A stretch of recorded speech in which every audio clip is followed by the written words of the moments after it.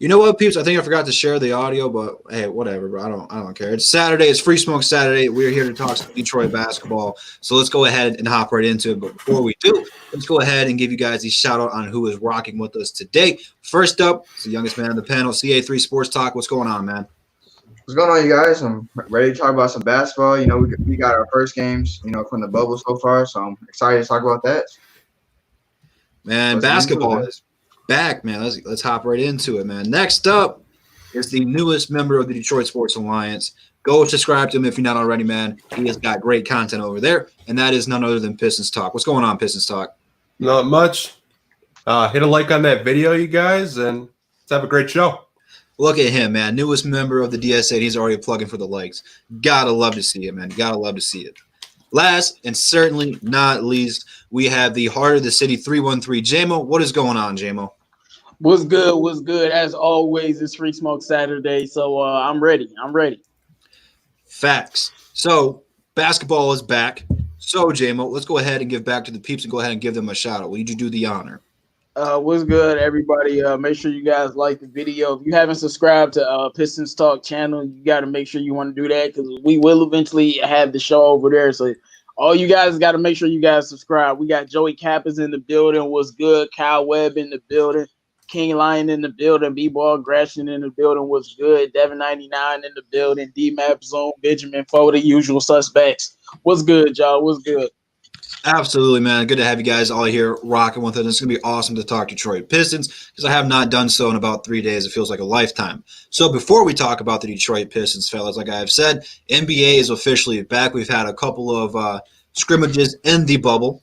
I want to get your thoughts on this because personally, I think that the games have been pretty good. They're not in basketball condition or shape yet, and that's for debate because, we talk about this off air for a little bit. So, Pistons Talk, I'm going to go ahead and get your thoughts on the games that have been played in the bubble so far. I'm loving it, man. I'm actually seeing them play defense, which was actually kind of refreshing. Only caught maybe 2 or 3 games so far because I've been busy, but the games I did watch, enjoyed it really thoroughly. But I want to know what you guys think of it so far. You excited that basketball's back?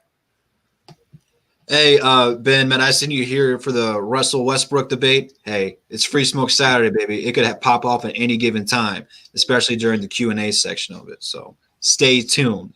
The other half of that Russell Westbrook debate, go ahead and go to JMO, man. What is your thoughts on the games in the bubble so far? Oh, shoot. Best NBA basketball I've seen in a long time. It reminds me of those teams that are be trying to fight for the playoff spot, so they give you the best basketball at the end of the season, but apparently it's all of the team. Yeah, like Piston Talk said, it's the defense. I'm actually kind of upset. I'm like, so y'all couldn't play defense like this during the regular season? I know it's an 82-game stretch, but I mean, y'all playing like it's the playoff. Like, it's not even the playoffs yet, and y'all want to play real defense, and I'm curious to see how physical will the refs allow these guys to be, considering, like, it's a lot of fouls that could have been called, and maybe they swallow in the whistle because it's a scrimmage. We'll see when the regular games start. But when I'm looking at it, man, the defense has been great, and the level of play has been great. A lot of people thought teams were just gonna come out rusty, but we got teams scoring over 100. Teams being all types of productive teams, just hitting the ground running. I remember watching that Mavericks and Lakers. I mean, the Mavericks just came out hitting 3 after 3 after 3, like they ain't miss a beat. So.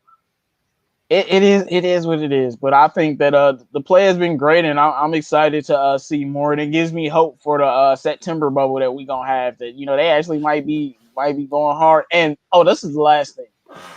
Everybody's playing. None of the superstars are sitting out. Even in the first scrimmage, they playing 2 or 3 quarters. So everybody's playing, and they're playing a lot. Absolutely, man. Any basketball right now at this point in time is not bad basketball, in my opinion. But CA3, man, what are your thoughts on the bubbles game so far, man? Are you liking it, not liking it? What is your thoughts? I mean, it's been pretty cool to see, especially since I'm not really doing anything right now. I can really watch a lot of the games, so it's been fun to watch games, in the afternoon and at night. And it's been nice to see some good basketball. All these stars are rested up, and it's been nice to see some new looks, especially with the Nuggets. They've been experimenting, because they didn't have a lot of people from the roster in the game. So it was nice to see them experiment. And we got to see some Bull in the NBA. So very nice. And it's been just been fun to watch the stars play. I mean, the Lakers, they've been quite interesting. I'm telling you right now, man, the Lakers aren't the same team, man. Defensively, man, they need Avery Bradley defensively. They look atrocious defensively. That's all I gotta say. And LeBron, Can I say one thing? Yeah. I told y'all about Bobo on this show multiple times. Didn't I tell y'all? I said him, Sekou, and Zion have the highest potential, and I said draft Bobo. We had two chances. We had two chances. Oh no, man! Pistons. So y'all heard the live show when we passed up on Bobo, Edwards, and KPJ. I lost it. So this is why I lost it, because KPJ and Bobo, like Carson Everson, got opportunity. But KPJ and Bobo do, and you see what they doing. Yeah. Like, I hate the Pistons. Man, cash considerations. We didn't want to pay for. Oh yeah, all right. Yeah, and LeBron, man, he's been looking assertive, but I expect him to be better when the games start to count. But I hope it's the case. But anyway, it was fun. I mean, in the Rockets, when the core was out there, they looked solid. I mean, of course they lost because most teams in the NBA are gonna lose the bench battle to the Raptors. Let's be real. And then and I just gotta say just right now that the fact that Russ is a choker and doesn't perform in the playoffs, it's a myth. Completely. It's actually a myth. Hey, Carl started today playoffs. Look at all the box scores of the playoffs he's played in since year 2. It's a myth. A myth. All I'm going to say before you get too carried away here is when you said they were going to lose the bench battle with the Raptors, it's not like the Rockets were pulling away. Both the starting fives were going toe-to-toe. They were going back and forth. So it wasn't like they were blowing them out. I didn't say they were pulling away. I just said the reason why they lost is because, they lost because the bench is in the fourth quarter. They lost. It's just a preseason game. We're not looking at wins or losses right here. I mean, D'Antoni left that playbook in Houston. Let's be honest. They ain't going to need it. He's gonna need it on playoff time. Oh, he ain't. All I'm gonna say is the Raptors were getting into the paint way too easily, man. It's gonna be a problem. But they outshot them though. The Rockets outshot them. You can't let them just walk in the paint like that. It's gonna be a problem come playoff time. Trust me. It's math, bro. You can take a bunch of twos and not gonna win you a game. Yeah, but it wasn't like Westbrook was lighting up from downtown. He was getting into the paint. He was scoring too. I mean, wrestling practice 2 days, so you can't expect too much. That's true. They need time still. I'm not trying to. And he took off from full court layup. You saw that. He looked really good right there. I can't lie on that one. So 2 days of practice. James Harden had it going. James Harden hit a few step backs the other night, man. He had it going. James Harden was balling, man. So. No, when he did, I don't know who the defender was, but the dude played great defense on Harden. It didn't matter. Yeah. Like Harden had him on the wing, he was sizing him up. He like, yeah, you ain't gonna get me, and then Harden just went right past him and scored. I'm like, you can't guard this dude. Yeah, I think it was Anunoby, and he was just doing all them dribbles, and you thought Anunoby, and he was like, you can't do nothing with me, bro. Like, how does great defense still can't do nothing? Yeah, man. Come on, Harden, fix your choking ways, bro. Now he is a choker, not Russ. Come on, Harden, you got all the talent in the world, bro. Yeah, Harden. You just can't guard that man, bro. That's not quite a myth, but Russ, that's a myth. That's a complete myth. He's a choker. It's a myth. Hey, Rami, thank you for the 99-cent super sticker. Not really sure what a super sticker is, but I appreciate it. I'm not sure what that is, but thank you, sir. I greatly appreciate it. So we've gotten just a little glimpse of what the NBA looks like inside the bubble. If you guys go follow people on YouTube that are inside the bubble, like I know JaVale McGee's one of the top ones right now doing vlogs inside the bubble. So that way outside the game, you know what's going on and how they're interacting and stuff. But from our standpoint, if you have not watched it, we have watched some of the games. And they got the benches spread out so that way the coaches are a couple seats apart from each coach. The players are all spaced out over. No fans. There's a couple guys who are there to clean the floor when, there's a foul or they fall down. They just go out there and get all the sweat and stuff off the floor. And then they got the hockey glass around the scoreboard table. So that way the refs can go over there when there's a instant review play or something where they need to communicate if there's a technical foul, they go over there and talk to them. But there's a glass right there in the way. So everyone should be safe. 0 people have tested positive for COVID being here in the bubble, which is fantastic. So with everything that we're seeing right now inside Orlando's bubble, fellas, do you think that this second bubble that it could potentially happen, again, nothing set in stone for this yet. It's something that some of the other 8 teams who aren't here in Orlando want to do. But after seeing what we have seen so far in Orlando, CA3, Is this second bubble getting more and more possibility of happening right now? Yeah, definitely. It's definitely a huge possibility. I kind of feared, maybe it wouldn't work out, but I think since it's been working out, I mean, there's been no positive tests. I mean, I don't see why they would not go with it, go with the plan and have a second bubble. It would be nice, to see some of the teams who didn't do as well this year, just to see them go at it. Especially since a lot of these teams got rest and they're able to get a lot of their players back that were injured before. So it'll be nice to see that other bubble. I don't see why they wouldn't go for it after this has been going so well. So, yeah. I think they might tweak it a little bit where initially it kind of sounded like a summer league thing where it still might be a summer league thing, but it also can be kind of considered a preseason where you can play some of the veteran style players. But I think personally, if they should do it, they should wait until after the NBA draft. So that way all the teams who are getting their lottery picks have time to get them comfortable with the team. Because if not, you don't really have them playing for much. I mean, you got to add something to the state. Like here in Orlando, they're playing for an NBA title. And that's really the driving factor for it. So the second bubble, it's looking like it could happen. Again, I don't know if it will or not, but they have taken some great steps in Orlando to make a great cause for that to become more of a possibility. So, JMO, do you think that there will potentially be a second bubble after watching this a little bit in Orlando? Well, I mean, I already said it was going to be a second bubble. I was never worried about it being a second bubble or not. I knew they were going to do it, and I was excited about it. The only thing is I don't know how many resources are going to be invested until basically the broke bubble. The broke bubble nobody care about. The rich bubble over here playing for a championship, that's the one that's going to have all the luxury, even though their food apparently is trash compared to them. They're going to have all the good food. You be in the broke bubble, you be eating sardines and crackers, So, like, I just hope they invest in that bubble so it can actually be productive and be healthy. And I just want people to know, right now, the bubble is probably the safest place in the country. So it really is. That's why I don't think anybody's going to get the virus, and I don't expect it. Like if it happens, I'll actually be more surprised. They're taking too many measures. You got to remember this billion-dollar industry is millionaires on the line. They're the people that's put up on these pedestals, these A-list and B-list celebrities that play a game of basketball. They're going to put all of their resources into keeping these players safe because when the NBA stopped, it hurt them a lot. Now they don't have the TV contracts either. So I just think the NBA and even the other leagues, and even with this league, and that's going to be in September, they just learning from what's going on in the bubble. And it's going well. I think it's going a lot better than I thought it would, to be honest. As long as the players do what they're told, stay on the campus, I don't see how anyone's going to get. Yeah, I'm hearing something from Lou Williams because he left recently, and now they're giving him the third degree on why he left. He was in a strip club, man. I'm literally looking like it just got reported by Shams. They investigating Lou Williams why he was on excused absence or whatever. I'm like, see, I'm just saying that to point out they ain't playing. Like, you're not just gonna be leaving. And I'm not saying he didn't leave for a real reason. I'm definitely not saying that because things have been happening in people's families and stuff. But you gonna get that third degree. Like when Zion came back and they were talking about he probably won't play, I wouldn't be surprised if he didn't play in the first game. Now it's been said that he will because the NBA gonna rig that for him.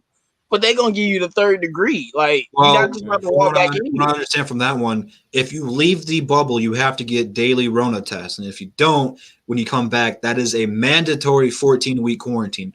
As long as you are getting tested every single day and test negative for it when you come back, you only have to quarantine for 4 days. So Zion passed all the tests with flying colors. So now that he is back, all he's got to do is rest up for 4 days, and then he will be here for the restart of the NBA season.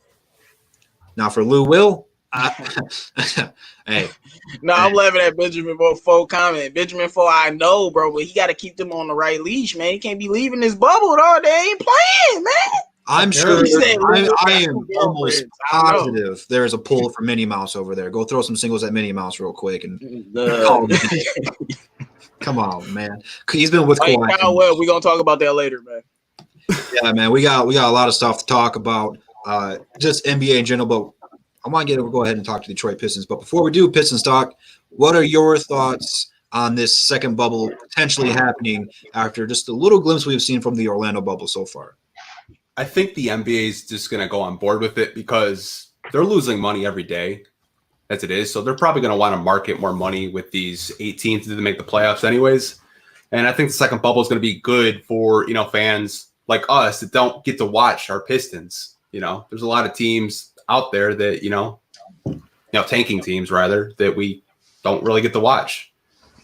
As for like the Lou Will thing, apparently it was a funeral, and then he was in a strip club in Georgia, but I don't know, man. That's like I said, a lot of things are going on with these players. They not just gonna leave willy nilly, so it probably was something serious. Like I know Pat Bev had a friend that like passed. Like we not really gonna hear what's happening with things. Nah. So like they not leaving for no reason. But then he had to stop by. He had to stop by and do what he do, man. Man.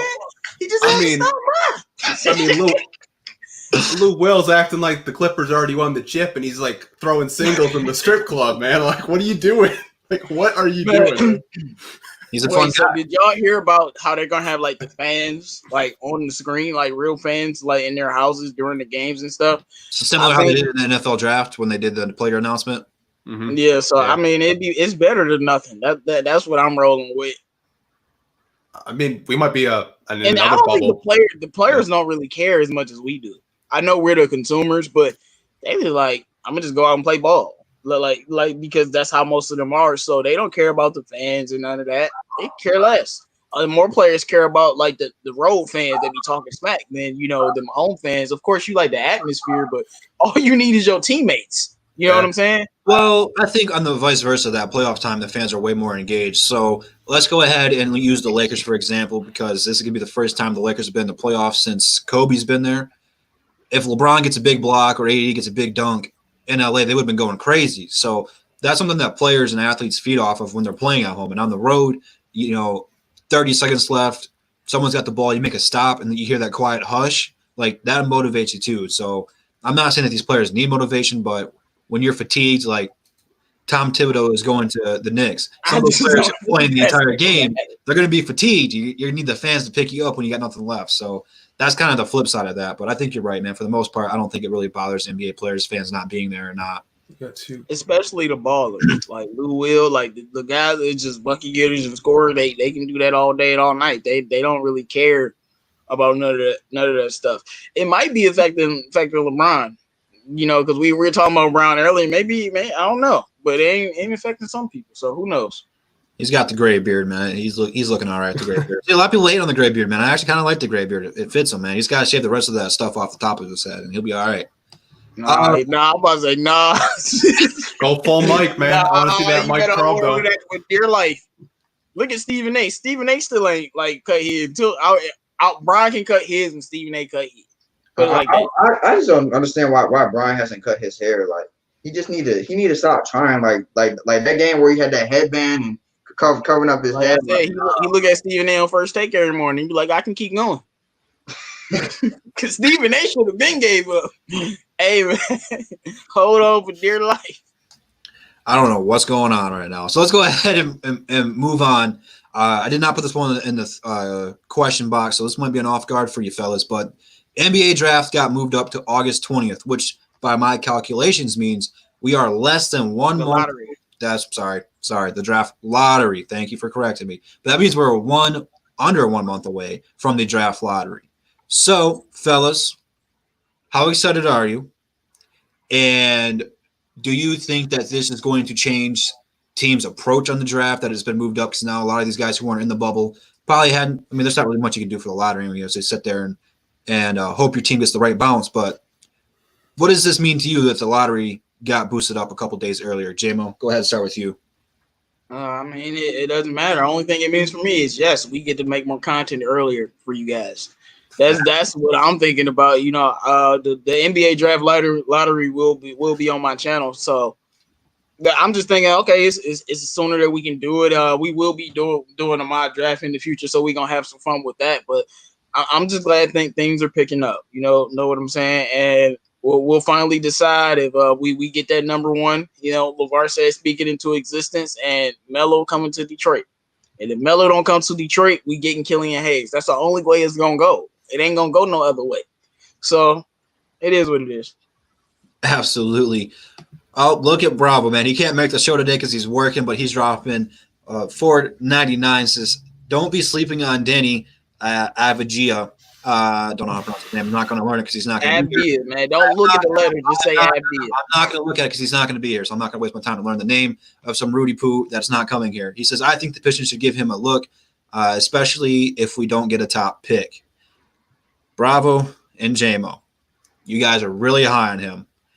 JMO, I know you're taking more and more of a hard look approach at him. What are your thoughts now after more time of watching Denny?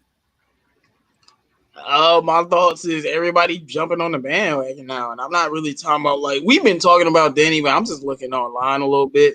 People are very, very high on him. You talking about Knicks fans is like, yeah, so we getting Anthony Edwards, LaMelo, Cole Anthony, or Denny. Like that's what they saying. I mean, the dude is nice. I don't know what more I can say. 6'9", can dribble, can pass, can shoot, has things he needs to work on, but he's nice. I mean, he's a beast. I think he's going to be very good early on. I don't know. I think he's closer to a ceiling like a lot of the foreign players that aren't guys like Sekou are or guys like Giannis, but, you know, guys like Luka and, you know, Danny like that and even some of the other guys, Gallo and stuff like that. They're closer to their ceiling, so we're going to have to see. But I think he's a top prospect. I really do. I don't even think it's close because none of them other forwards can dribble like him in the draft.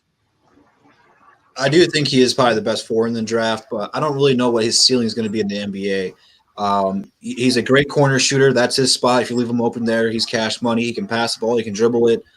He's actually a pretty sneaky good defender.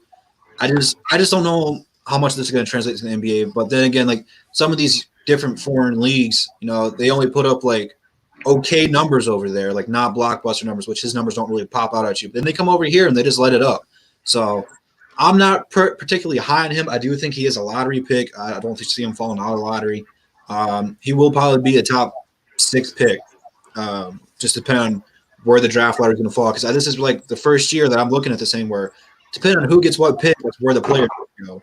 So right. I was just talking to some fans. Like, it's a lot of teams that might not even take Melo. You know, a lot of them. You know. Because a lot of teams don't need a point guard like we do. Right. And some teams already have their guards. You know, the Bulls, I mean, they could take Melo, but they have guards. They have 3 of them that are pretty good. So, I don't know. That's why, like, it depends on who gets what pick, really. It really does. Pistons talk, man. What's your thought on Denny? If the Pistons draft him and he does not just light it up, get ready for Darko 2.0 comments because they're coming just because he's foreign. Do I think he can fit with the Pistons? Yeah. I think he could play anywhere from a, you know, small forward, power forward. Like you said, really good shooter from the corner. He's got a pretty good, like underrated post game. Was watching some highlights on him. He's got a pretty good post game, can pass it out of the post. I don't really know where he would fit though in terms of the Pistons roster. Do you put him at, you know, maybe a 2, 3, 4? I want to ask you guys that because I don't know what he would play. Because he's so damn versatile. I don't get it. It's like, where do you play him? Well, look, depends on what team you are on, but I'm putting him at point guard. And not saying he even has to be our starter, but I want him being backup point because he a point guard. Look, Jokic 7 fucking feet, damn point guard. So it's positional as not. I'm gonna put him at point guard because I think our small forward situation needs to go to Sekou. We don't know what's gonna go on with Blake. If we keep Christian Wood, he has that power forward position. So now it's like you're gonna have him play behind Sekou, or you're gonna be versatile. And I think with his skill set, like I said, he doesn't have to be the starter year one. But with his skill set, I'm putting him at point guard with Luke and Sekou and the rest of the guys because like he's literally been playing point for the past 2 years. So I don't know how good he'll be at it, but I'm gonna at least try. I'm gonna try. If that doesn't work, then I'll have him at backup small forward. Yeah, like he'll still be playing point forward. So like some of the stuff I see, like he could play point guard in like not like full time, like certain sets, right? But I see him more of like a kind of like a Svi, like a combo between a shooting guard and a small forward. But that's just my. I want his Svi as point guard too, and Svi don't got vision like him. No, so like. It's just about using his best talent. I think passing is right up there with his best talent. So you just gotta use it. But like I said, our forward situation is weird like because of Blake, Sekou, and Christian Wood. Like they messing like them three is like y'all not the same player, but y'all all can play the same positions, and it's very weird. So you bring another forward, even though I think he can be a point forward, it gets even more like, so are you getting rid of Christian Wood? What are you doing? Well, what's unique about that, what you brought up, is Blake, Christian, and I don't even know what the last guy you mentioned, but they're all different types of power forwards. Blake's more of a out of the post passing. Christian's a rim runner. So I don't really know what you do with those guys. Well, you kind of got to put him at point guard because you can't put him at a forward. Not on our team, at least. I think he's a really good talent. It's just, it's just him going to the Pistons. I don't think it's the greatest idea. Because you see the discussion right now. We don't really know where he would go. Like, that's the only problem right here. Like, it's just that we need a point guard, but a lot of the other positions. We've got young players at that position, except for like point guard. But I don't know how good of a full-time point guard he would be. So. We got 40 people watching. Watch what's gonna happen. Some team gonna draft him. He's gonna be a point. He's gonna be a piece. Yeah, man. We'll have to wait and see, man. It's really gonna depend who the Pistons are taking, where they're at. I think really if we keep the 5th pick, hell, maybe if we move up to 4, I think 4 to 6 is really the range he's gonna go, no matter kind of really what happens. But that'll be the spot for him to be with the Pistons. If they get the top pick, it's Anthony Edwards or LaMelo Ball, and there's no ifs, ands, or buts about that. If they get the 2nd pick, it's going to be Anthony Edwards or LaMelo Ball, whoever's not taken. So we got to wait and see, man. We are under a month away from the lottery, and once that happens, we can really start dissecting of who the Pistons should take, because there is a small but slim chance the Pistons fall past 5, can end up at 6, 7, or 8, or 9. So that's definitely a kind of a wide range of prospects that they can go ahead and take. We're going to have to wait and see, man. Again, Bravo, thank you for the super chat. I greatly, greatly appreciate it. Let's go ahead and talk about Sekou Doumbouya, man. This guy has been in the lab putting in the work. It seems like every day, if not every other day. He's posting a video on Instagram. He's posting a video on Twitter, or it's getting shared on Twitter, of him playing one-on-one against some of his friends and just some competition at Rex. Man, if you guys have not watched these, go check them out, because they are some of the best promising highlights you're going to see. First of all, last week we talked about Sekou almost breaking the dude's arm with a spin move. And now he's just starting to bully people, man. He's getting aggressive. He's making his moves, and he's talking trash. He looks confident. He looks focused, and he looks ready to go, man. So Pistons talk, man. I know you've seen them, and I know you've shared them on social media. What's your reaction and thoughts to Sekou just bullying people in these pickup games he's doing right now? You know what? I'm not really surprised that he's bullying people. I literally just watched, I think it was Next One's Up on YouTube. They just posted all of his G League highlights. And man, I didn't get to watch a lot of Grand Rapids Drive games, but just the way he takes it to the basket, I'm not even surprised. I know he posted one earlier today, just shooting threes like it's nothing. I think you give him the space, you give him the opportunity, he's going to be this team's main player for a couple of years to come. I definitely agree with that. Again, he's got to keep putting in the work, though. He's got to keep bullying people. He's got to take this off-season mindset he's got right now of taking these guys to the paint and making them look silly into the NBA. Because some of the guys he's playing with, let's be honest with you, man, it's not going to be a Kawhi Leonard, a Giannis, a Bron, where he started his first couple games against. These guys, they're in good shape and stuff, but they're not really NBA caliber players. So that's kind of like the downside to it, but it's the mental stuff that I'm looking at, where after he's making the move, after he's punishing him, then he's staring him down. He's talking trash to him. On that dunk against Tristan Thompson, after he dunked on him, he gave him the death stare. And as JMO says, man, Tristan has not been the same since, and he's absolutely 125% right. So I'm loving it so far, man. Hopefully he's doing more of this in the upcoming weeks. We've got a whole offseason to look forward to this. CA3, man, what's your thoughts on Sekou being a bully and talking trash to these jabronis? Personally, I'm not gonna put too much into it. Because at the end of the day, Sekou's still an NBA player. He's still a top basketball player in the world, and probably the players he's going up against, like you said, they're probably not. They're probably in solid shape, but they're not NBA players at the same time. So, I'm not gonna put too much into it, but I'm not really surprised, because even in the limited NBA competition he played, You know, there's really nothing that Sekou showed me that he really couldn't do at all. So I just think next year he has to develop more confidence, and the more he plays, the more he works, he's gonna get better and better. So you know, this doesn't really surprise me. I mean, it's nice to see his confidence, you know, just get better and better. It's nice to see that, but you know, but I got to see what he does against NBA competition next year, and I think he should be better given the opportunity. The more basketball for Sekou, the better he should become. 313 JMO, man, what are your thoughts on these off-season videos from Sekou, taking people to the rim, dunking on them, spinning on them, making them look silly, then talking trash and staring them down in French? Like I said, Sekou is a problem. I keep telling y'all, he's a mother effing dog. You know, he's a dog. And I mean, it's not these guys he playing. I've been doing some research. He's not just playing against random guys off the street. Like these guys are in national leagues. And if you saw the last video where the dude like scored on that dude looked like he was 7 feet tall. Because he looked taller than Sekou.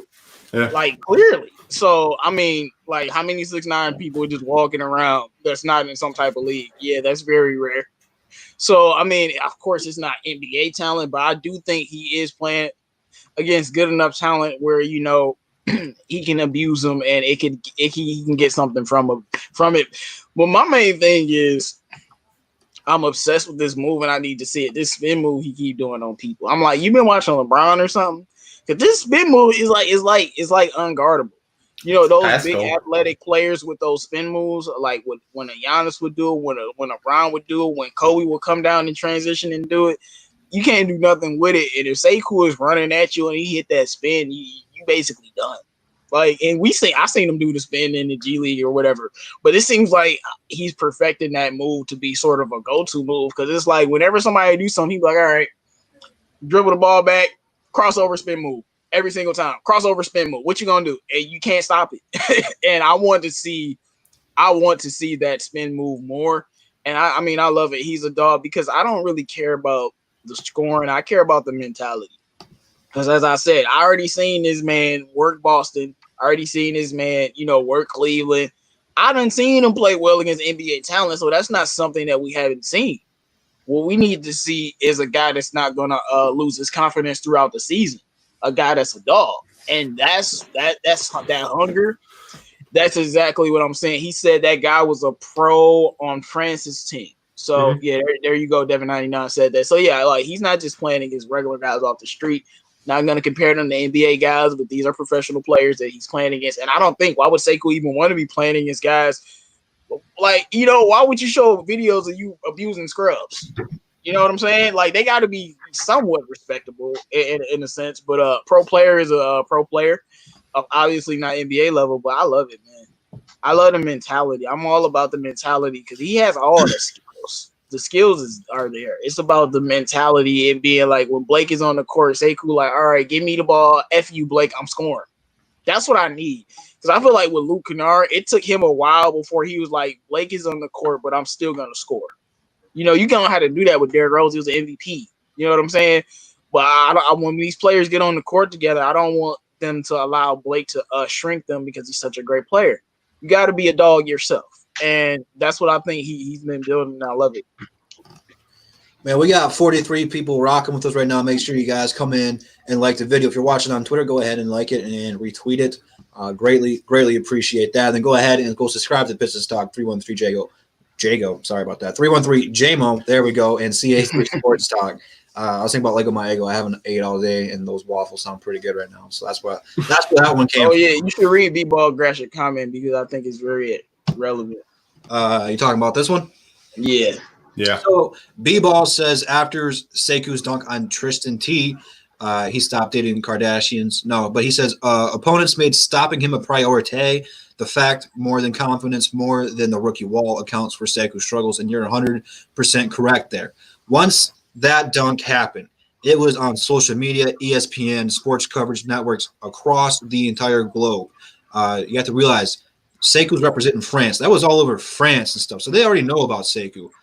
But once you put an NBA player on a poster, which a lot of people around the NBA know Tristan Thompson, due to the fact that LeBron and Kyrie there took him to the finals several times. So he was on national TV several times. People who just watch national televised games know who Tristan Thompson is. So when they see a player like Sekou bully him like that, that video literally in a matter of minutes was everywhere. Everyone was talking. Yeah, and the thing, if you notice, after that, Sekou ain't getting one in the lane no more. They like, oh no, He tried against Jared Allen. He got blocked. They're like, look, and we know Sekou can shoot, but they're like, we want you shooting, Sekou. We don't want you driving to the lane. Like he started to get that, like that mini Giannis, mini LeBron, just mini like, yeah, okay, this is a guy that we can't have in the post by himself because somebody's gonna get messed up. And I agree with what he's saying. Like it was a lot of things going on, but the teams were definitely defending him differently after that because if they didn't, he would have just kept going, and it would have been a problem. But I saw an instant change. Like when we played OKC, and we were undermanned, and we had Bruce Brown starting at point. Oh, they were playing him. I mean, he could barely post up. He still had an okay game, but they were playing him way differently, man. You had people crowding the lane and forcing us to shoot, and all our shooters were hurt. So that's what they're going to do. Absolutely. I 100% agree with that one. Anything else got to add something on Sekou? That spin move, man, that's still Pascal Siakam all day. Mm-hmm. Like I think that's his favorite player. So I mean, if he watches him, I see a lot of Pascal and Sekou when he does do that spin move.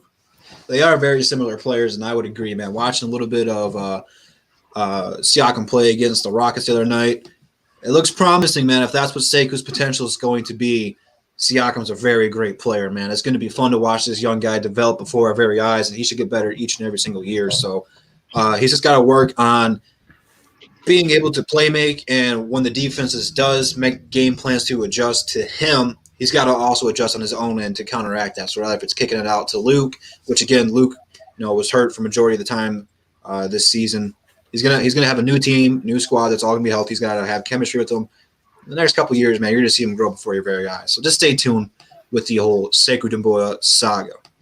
Yeah, and he's way younger than Pascal. That's what intrigued me. I mean, he's youngest player in the NBA. Pascal came into the league. He was in his 20s, like 21, 22 already, which is credit to Pascal. But, yeah, he's way younger than Pascal. That's why I'm like, wow, okay. I'm expecting a lot from Sekou this year. I expect him to jump in points to like about 12 or 13, really, at the least. As Kevin Garnett once said, anything is possible. So he said it's Kevin Garnett. He also said Thon's going to be an MVP, so got to take it with a grain of salt. Hey, man, don't sleep on young Thon, man. In the year 2077, when he's still 20 years old, he's going to be the MVP, bro. Like, you already know. I got a pillow and a sleeping bag ready for Thon Maker, man. I'm sleeping on him hardcore. Right.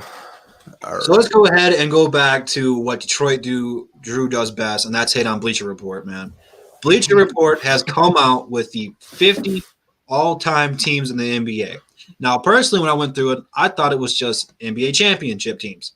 And that's not the case. This is the 50 best teams of all time.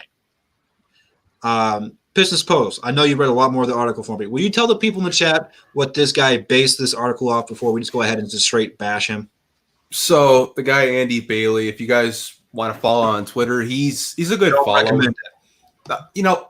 I know it was a bad article, but like if you're really into statistics, he's a good follow on Twitter. But basically with his whole article, he pretty much had it on just per 36 minutes, per 100 possessions, per teams. So that's what he based it on. And he had the Pistons, 40? 40th. Now, go for it. Okay. This is not the Bad Boys. The Bad Boys were like the 11th team. 25th and 11th, yeah, so. You talking about the other teams? 04 Pistons. Yes. In my opinion, that was a better defensive team than the Bad Boys, who shut people down constantly and held them under 70 points. Were ranked 40th. Now, I'm not saying they need to be a top 10 team, but to have them at 40th is the most disrespectful thing I can possibly think of. And people who weren't Pistons fans during that era hated that team because they made their team's best player have to work for everything. They hated that team because the fan-favorited Kobe and Shaq team that had a old Gary Payton and an old Karl Malone made them look silly and beat them in 5 games. No one gave the Pistons a shadow of a doubt. So everyone on ESPN who said Lakers should sweep, Lakers are going to win, All this stuff made them look silly and foolish. So people already hated this team because they made their job look like they don't know what they were talking about. But to carry this, that should mean like they should be a top 30, a high 20 team, in my opinion. Now, I'm not saying that they're the best team of all time because offensively they had Rip Hamilton, Chauncey, and that was really what most of the firepower came to before they traded for Sheed. Then they got Sheed, and then Sheed was their guy on the block to go to when they needed a bucket. So, I mean, over time they added it. Now, if they got Melo, that probably would have boosted their chances and stuff, but we're not here to talk about that. Fellas, I've rambled on long enough about this. J-Mo, man, what are your thoughts on Bleacher Report giving the Detroit Pistons, the 0-4 going to work Pistons, 40 out of 50 of the best teams of all time? Complete BS. The 0-4 Pistons are arguably the greatest defensive team of all time. If you don't want to believe me, go look at how many points teams were scoring. So when Pistons telling me he's talking about per 36 minutes and per 100 possessions, I'm like, well, are we going to ignore the fact that the Pistons are like the best defensive team of all time that year? It didn't even put that in consideration. We shut down Kobe and Shaq. And I know people, well, their team and they were going through issues. And I don't want to hear the excuses y'all try to make up because if any team other than the Pistons comes out the East, they lose to Kobe and Shaq. And we know they not. So the way I'm looking at it is I think they should be top 10. I think the Bad Boys should be top 10 too. People might call me a homer, but Bad Boys definitely need to be top 10. I know Larry Bird wasn't on the team, but they beat Boston, Jordan, and Magic in the same season. I don't want to hear it. And the 0-4 Pistons are literally probably the greatest defensive team ever. And if they're not, they're top 2 or 3. So to me, if you're the best offensive team ever, you should be there. If you're the best defensive team ever, you should be there. And the one main reason why they should be top 10, this is about team. The key word is team. The 0-4 Pistons are the ultimate team probably in sports history. No superstars. Just no a bunch MVPs. of guys, right, going to work and beating y'all ass. No superstars.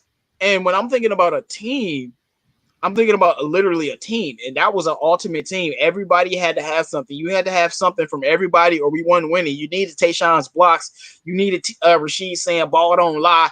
You needed Chauncey saucing people up. You needed Rip Hamilton clamping Kobe for a couple of games. You needed Ben Wallace getting steals, being Defensive Player of the Year, and clamping Shaq. You needed the Max Steals off the bench. You needed everything because the Pistons were a deep team, and we were the ultimate team. And I know we didn't have the stars. I know you might want to go by some metrics, but if they're not the greatest defensive team of all time, tell me who is, and they still to be a top 3.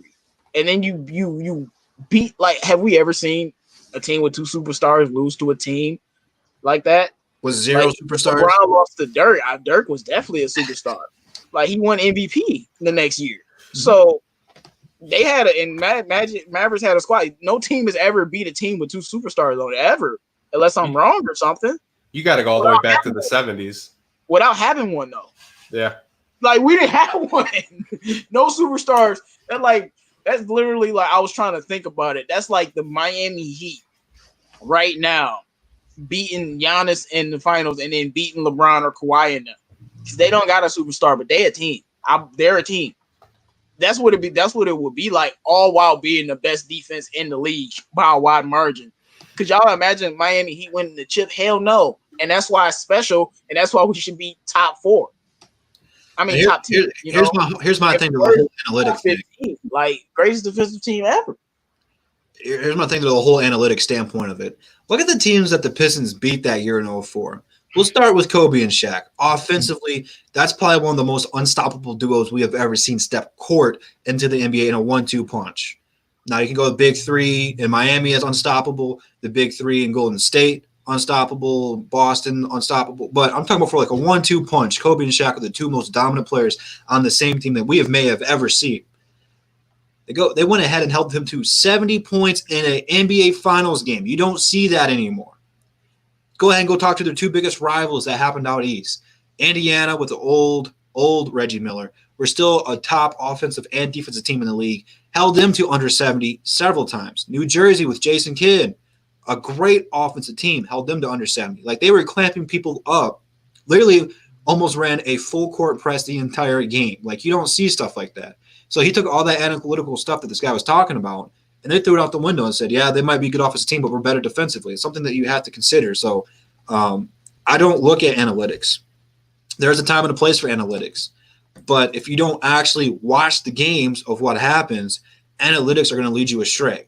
This is what happens here. Like, he put the Golden State Warriors that won the 73 games. Number one.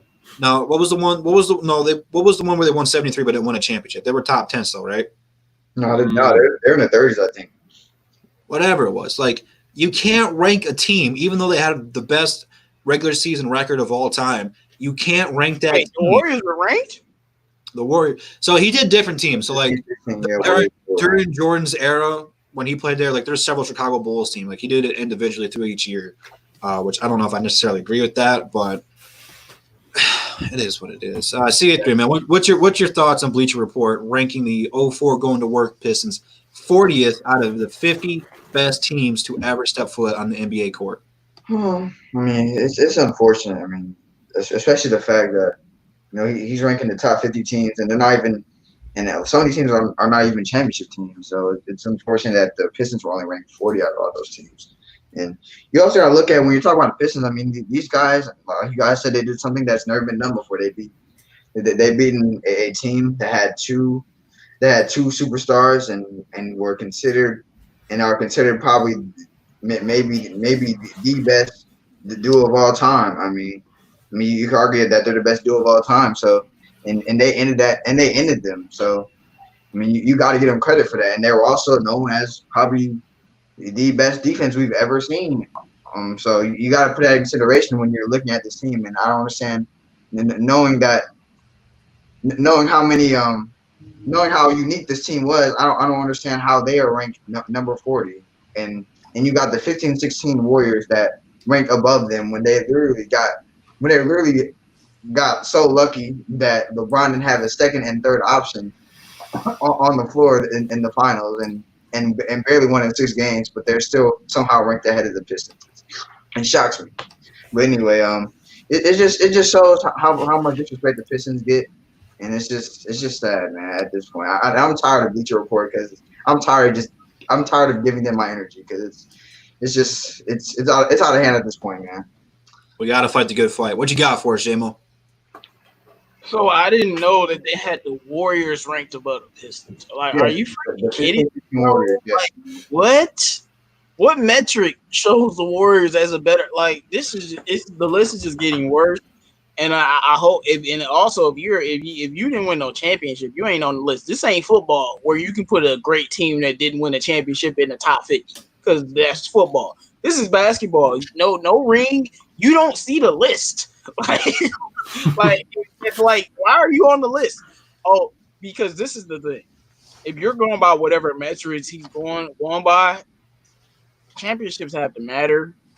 And I just don't understand. If that's the case, I'm gonna throw the 60-win Atlanta Hawks in there. Like, come on. Oh, no. Like, that was one of the greatest I've seen in a long time. They were the Hawks in the regular season were an absolute problem. Like, you couldn't do nothing with them boys. So, like, we just throwing any team in there now. Oh, they were sitting beyond best record of all time. They deserve to be on the list. Bro, miss me with that. And the 15-16 Warriors is literally like the worst championship team. Probably.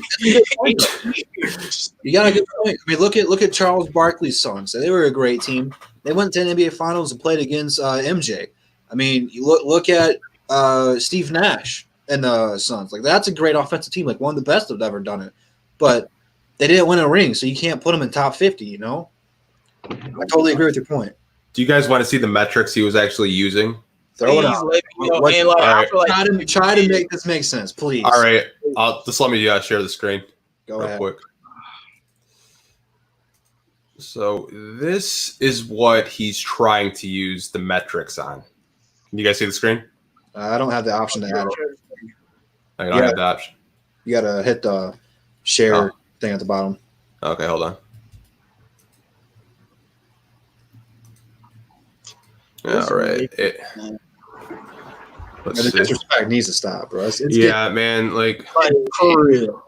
The Pistons, man. I know we hate it, but the NBA can't get over the fact that we got 3 chips, but all 3 chips destroyed the NBA, so they don't like it. Can you guys see it now? Yes, sir. That's what he basically measured every 50 team that he mentioned. So that's his measurement. Okay, so I wanted to talk to you guys about this, and maybe we should. I don't like all these NBA advanced stats because I don't think they matter. And the last one says playoff and regular season net rating. And I just don't think that matters. Yeah, I mean, a lot of this stuff doesn't matter. Looking at that stresses me more out than being mad than not know it. It's like, I wanted to show everyone that's watching what he based it off of because, just to show them how analytical he got with it. I mean, that 04 Pistons team, that's a top 10 team, in my opinion. But that's just me. The Reggie, do people forget how good the Reggie Miller Pacers were? Man, Jermaine O'Neal, Ryan Artest, they were the favorites to come out of the East, weren't they, at the time? Yeah. You could argue Reggie Miller was a superstar or close to it at that point. Like, that dude was the man. And at that point.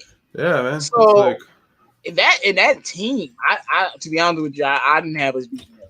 That team was just too good. They were stacked. They were, it's a bunch of guys that you ain't gonna remember their names, but these guys, they won 61 games. Like this was a great basketball team, and we beat them. It was not easy with 7 games, and then we beat Kobe and the Shaq Lakers. I just don't. Damn. Well, the Bad Boys team, he had 11th that when they went back-to-back championships. And that's more disrespectful. See, I'm gonna be honest with you though. That's a top 10 team though. To me, I think both of our teams. That Bad Boy team was better than the 04 Pistons. That's just my opinion. I think the back-to-back championship team was better, but that's just me.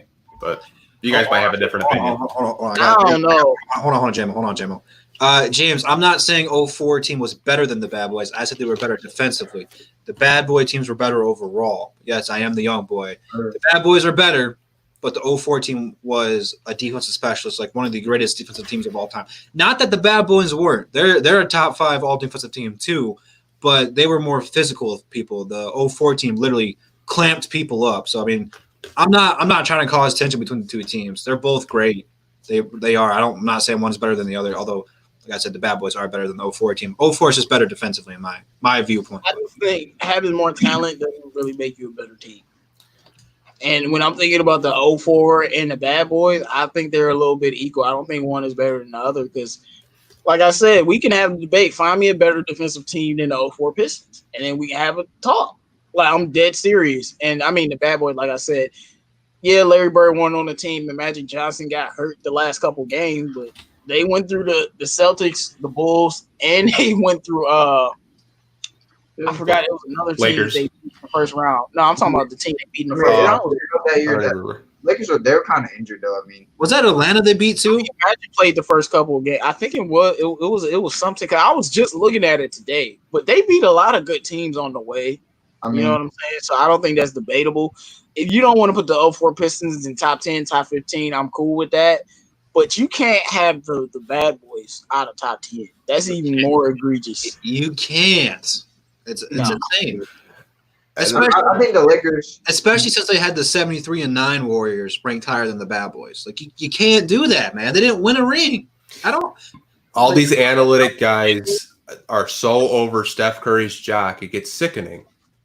Yeah, man, don't get me started on Steph Curry, bro. I'm trying to have a good show, even though it's Feast on Saturday. The one thing I'll say about the '90s Finals run.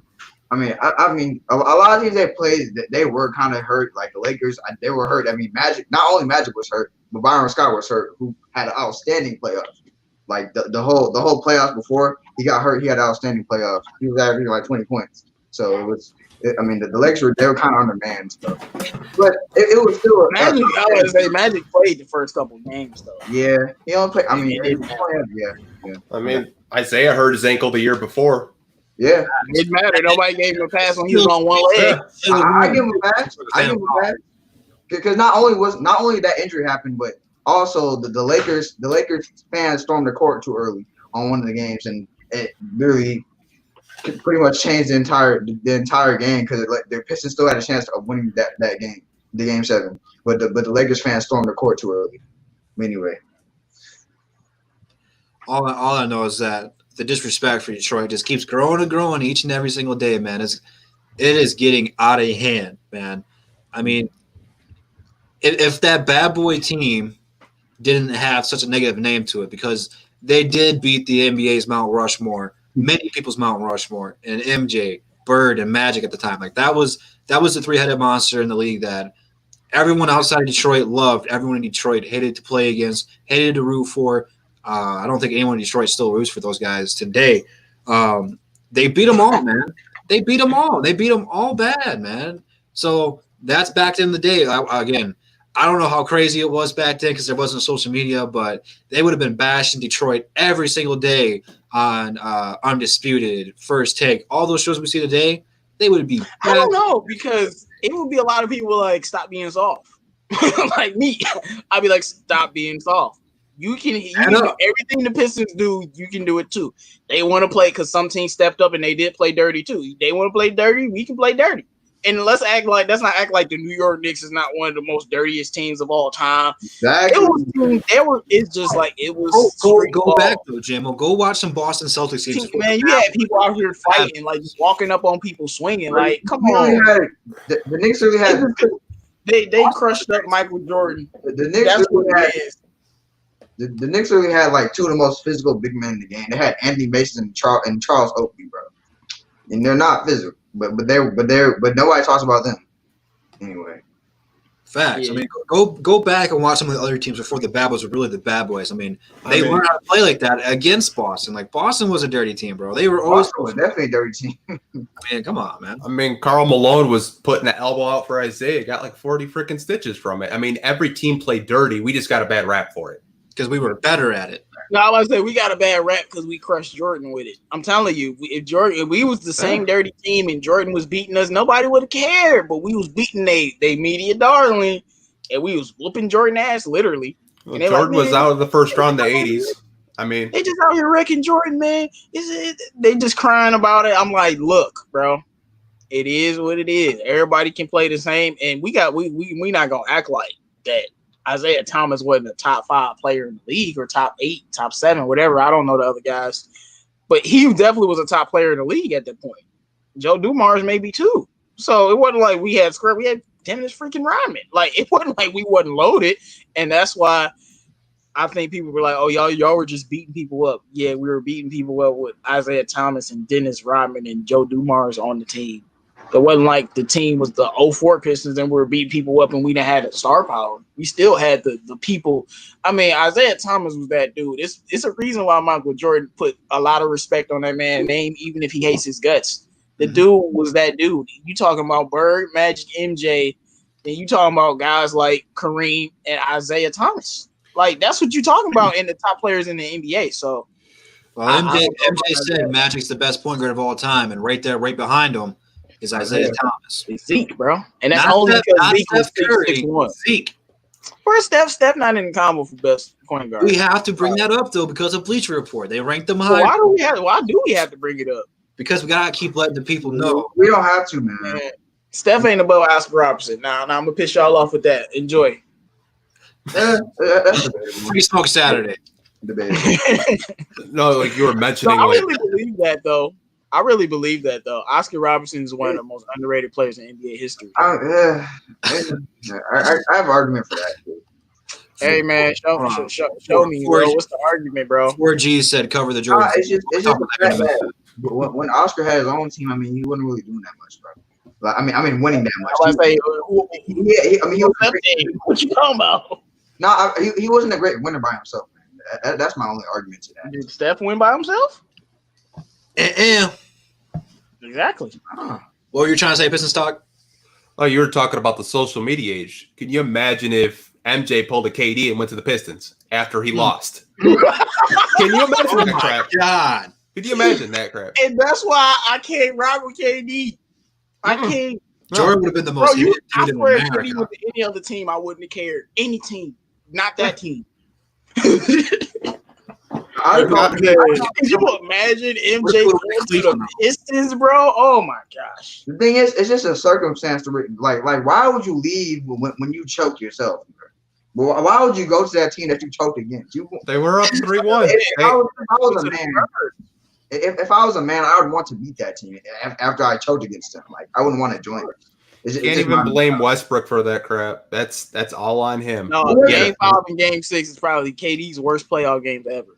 I mean, the thing is, Westbrook didn't even play that bad, bro. It's just KD chokes.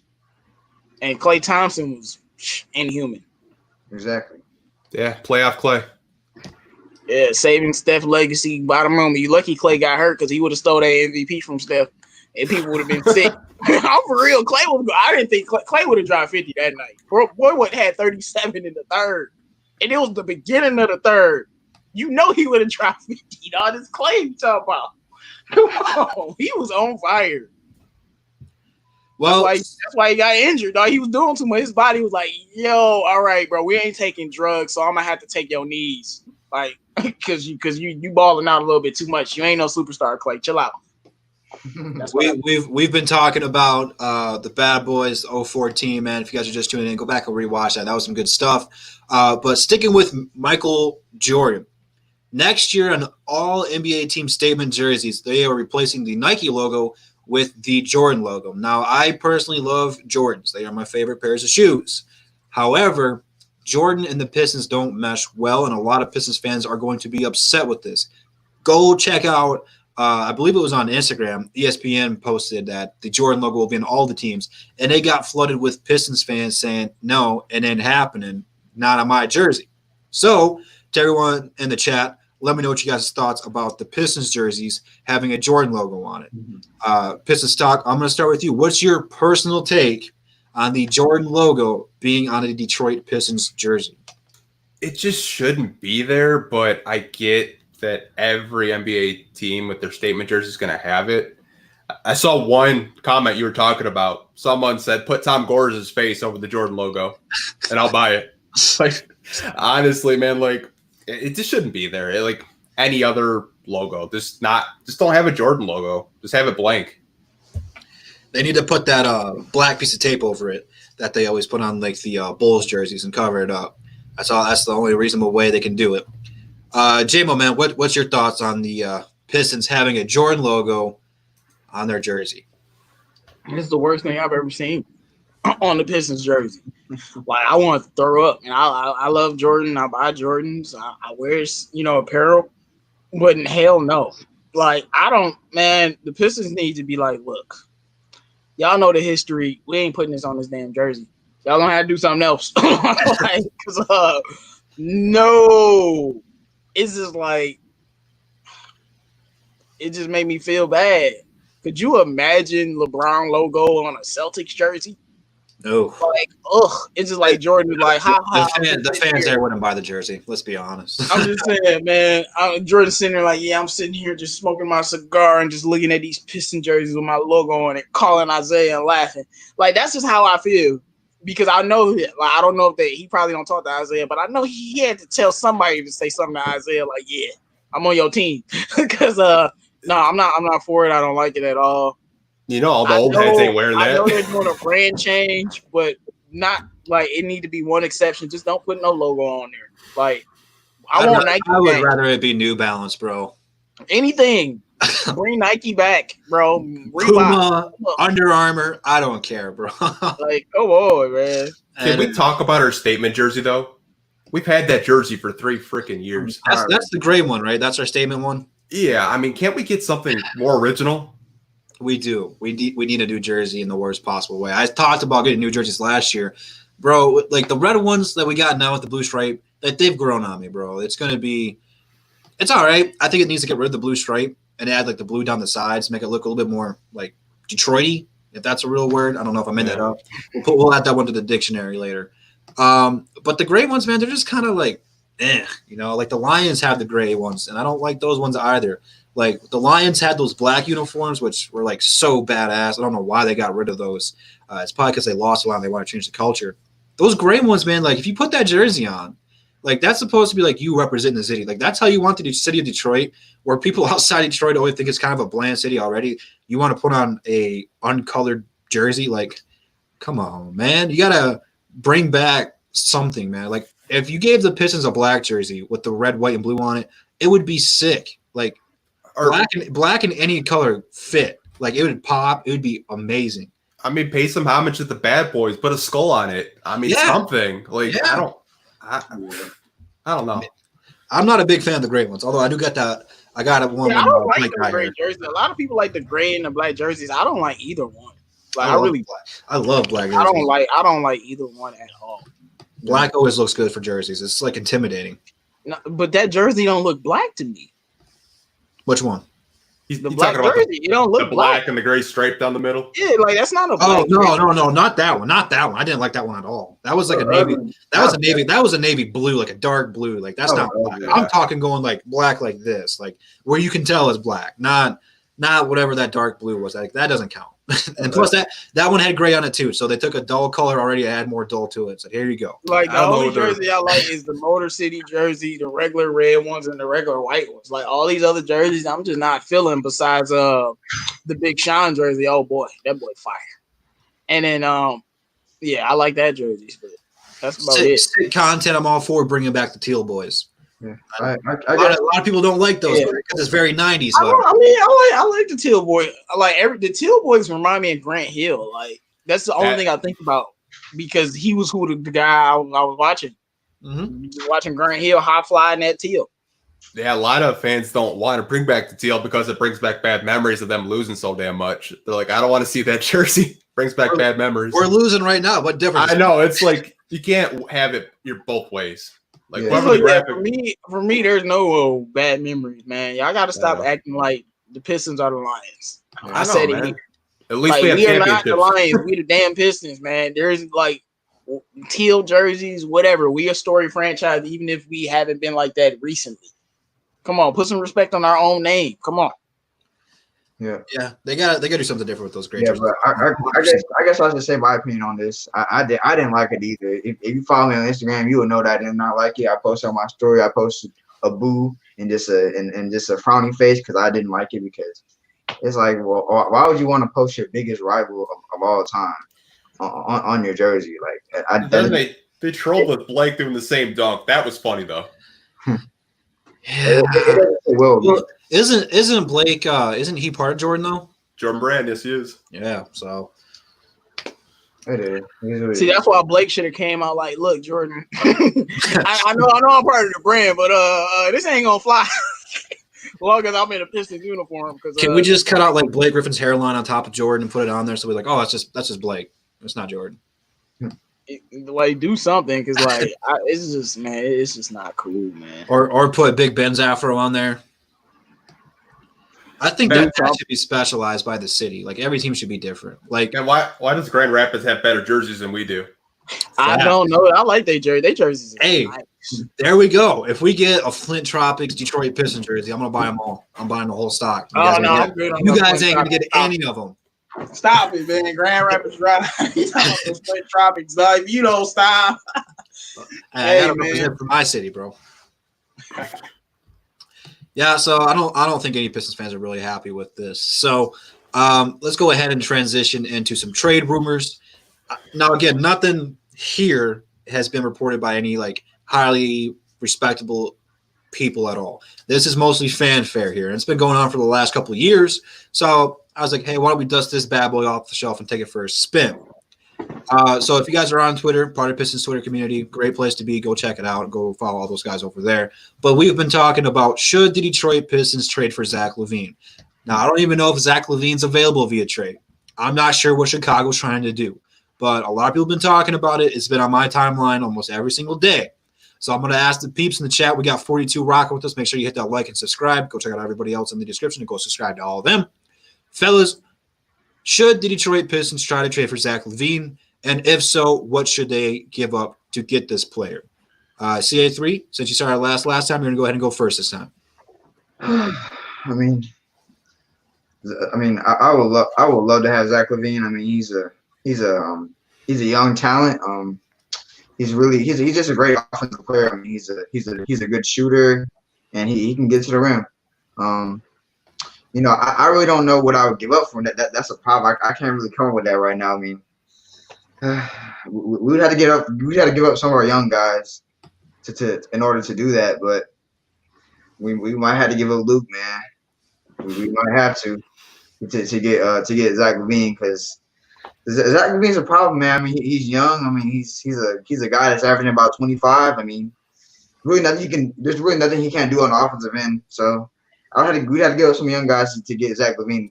Of course, you can't give up Sekou, but you would have to sacrifice some young guys for a guy like Zach LaVine, unfortunately. But I would love to have him on my team, definitely.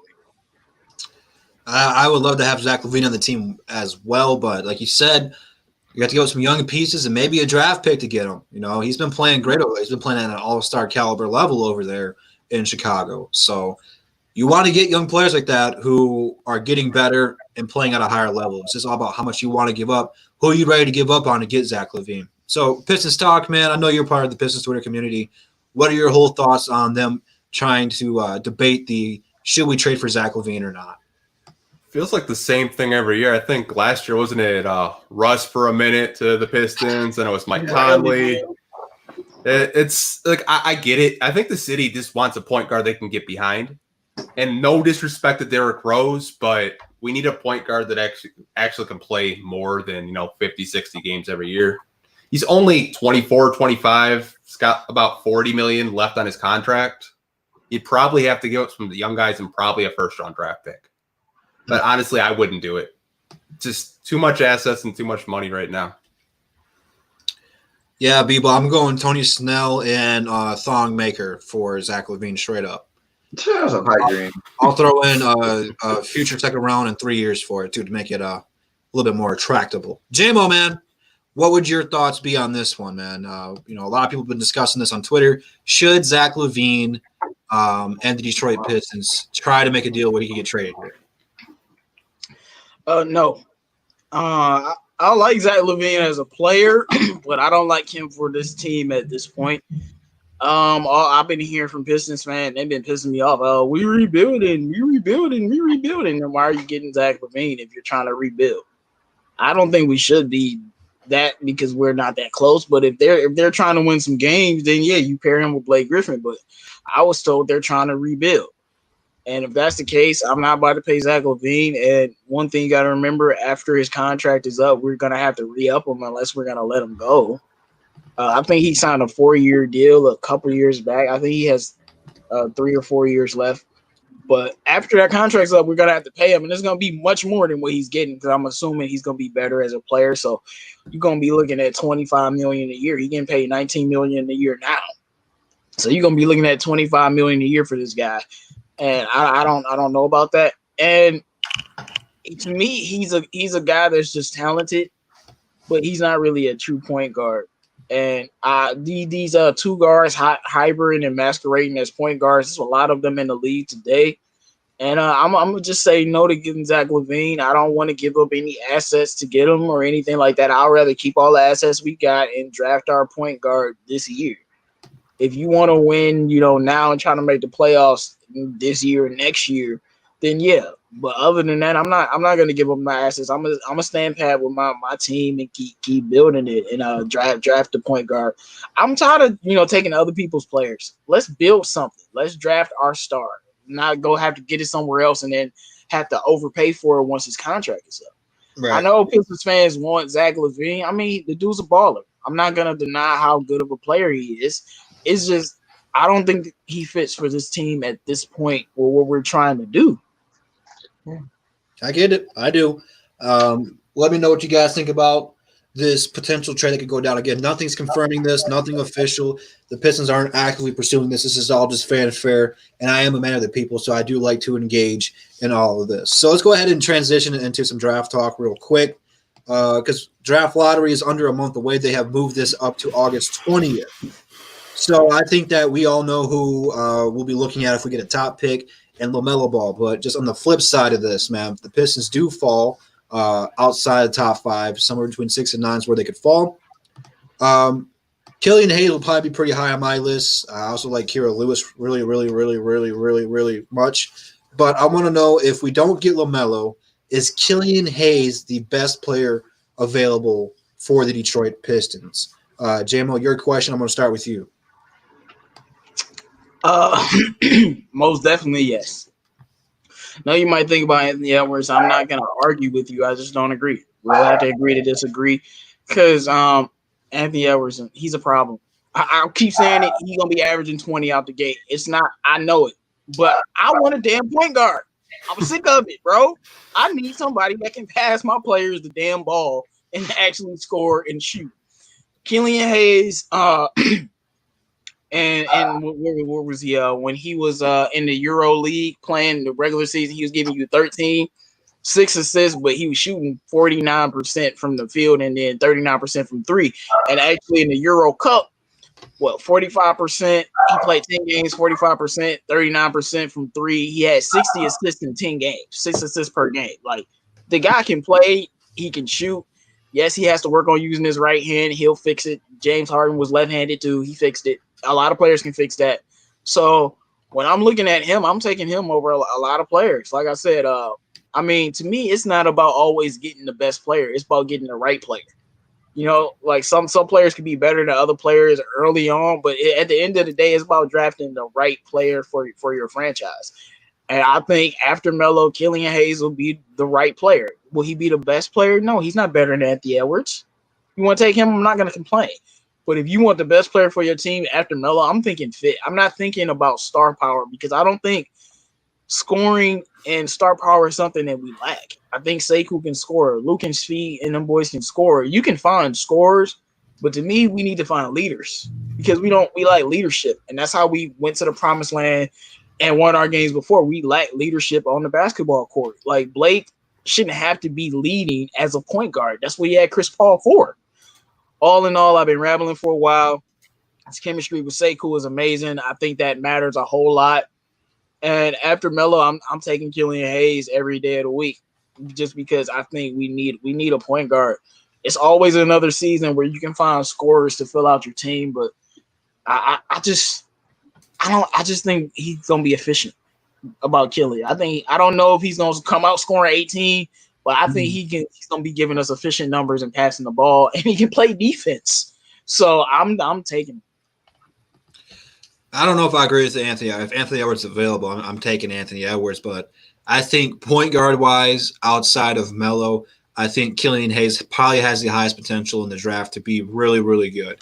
Again, I don't know if he's got superstar potential in this draft, but he's going to be a good fit for the Pistons over the next coming years. He's got a lot of stuff to work on. A lot of these guys are rookies. Well, all of them are rookies. They all have stuff to work on. Even Anthony Edwards, who a lot of people think is going to go number one, he needs to work on a lot of his game still. You know, it's called being a rookie. You have to get better each and every year to make it in the league. So look at Luka, man. Last year, Luka played fantastic. This year, he's almost averaging a double-double, increased his points by like 8 or 9. I think he's averaging 29 this year. He averaged 21 last year. Like, he improved so much. And he's already a good player last year, but you have to get better and increase the work on your game no matter who you are, how good you are.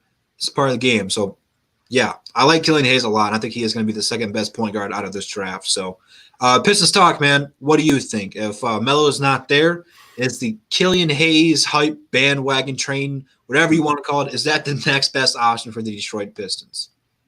It honestly depends what they want to do. If they want to, like, stylistically, Killian Hayes would make a lot of sense because most of his offense is out of the pick and roll.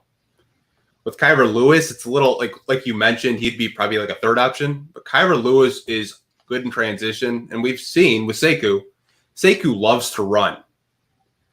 I'm not saying Killian can't run, but Kyra Lewis just has a next gear that reminds me a lot of De'Aaron Fox. And, like, if I had to choose, I'm probably going to go Kyra Lewis over Killian Hayes right now. There's something about him that's just different. I don't know what it is. I'm with you, man. I like Lewis, man. Lewis That's is we got that on record. Go ahead. Go ahead, man. We got that on record. I like Kyra too, but he's too small. I know. Killian's 6'5". He's an athletic phenom. So, but no, him in the pick and roll is just, it's filthy. You can't deny it. How tall is Him Killian? and pick and Killian's roll, like he's the Killian's best pick and roll point 6'5", guard I've right? seen probably since Yeah, Ja. 6'5", man. 6'5". So he's 6'5". Yeah, he's Yep. 6'5", Yeah. and like I said, don't forget about that athleticism. He is really athletic too. Yeah. I like him. CA3, how about yourself, man? If Melo's off the board, is Killian Hayes the next best option for the Detroit Pistons? Yeah. I would have to say I think he is the second best option. I love Anthony Edwards to death, man. But I just don't think he's the greatest fit for this team, and I don't think he's as good as a fit for this team as Killian Hayes. Because Killian Hayes, he has a perfect skill set for this team. I mean, he can play point guard. He has good size, and he has really. I mean, he can really do everything we want for this team as a point guard. And also, not only can he play point guard, he has the potential to be an off guard as well if you want him to. So I mean, I think with his versatility and also the fact that he can play point guard and do everything that we want him to do, I think he's definitely the second best fit for this team. And he would also help with Sekou just from the fact that he can speak French and as well, and they also are great friends and they have great chemistry together. So I think that would be a really good move to get Killian Hayes as our second option. And I think we splitting hairs. Yeah. Because like if I'm looking at Killian, I'm looking at what does he need to work on. Only thing I can really see is right hand. his right hand. That's it, or whatever hand it is. I don't care. Yeah. That's it. What else? Like other than that, he's hitting the ground right now. I'm looking at Kira Lewis. He has a lot to work on. Because he's just a little bit underdeveloped. I don't know what you want to say. His weight and some consistency with some of the teams. I'm looking at Melo. I think he has to work on his jump shot because I think he's gonna have to change his shot just like Lonzo did. So I'm just looking at player. I'm looking at Anthony Edwards.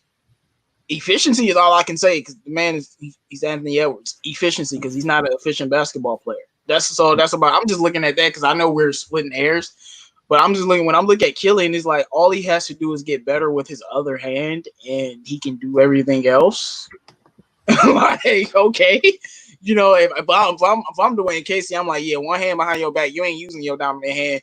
Everything you do is gonna be with this hand, and then that's how you can build him up. But I get y'all. Let's see here. 4G is asking about Halliburton, JMO. What's your thoughts on Halliburton being another option for y'all? Know how I feel about Halliburton. I don't believe he's a star. I don't think he's as good as people say. I think he's like a starter caliber guy that will be able to stretch the floor for you and be a backup PG.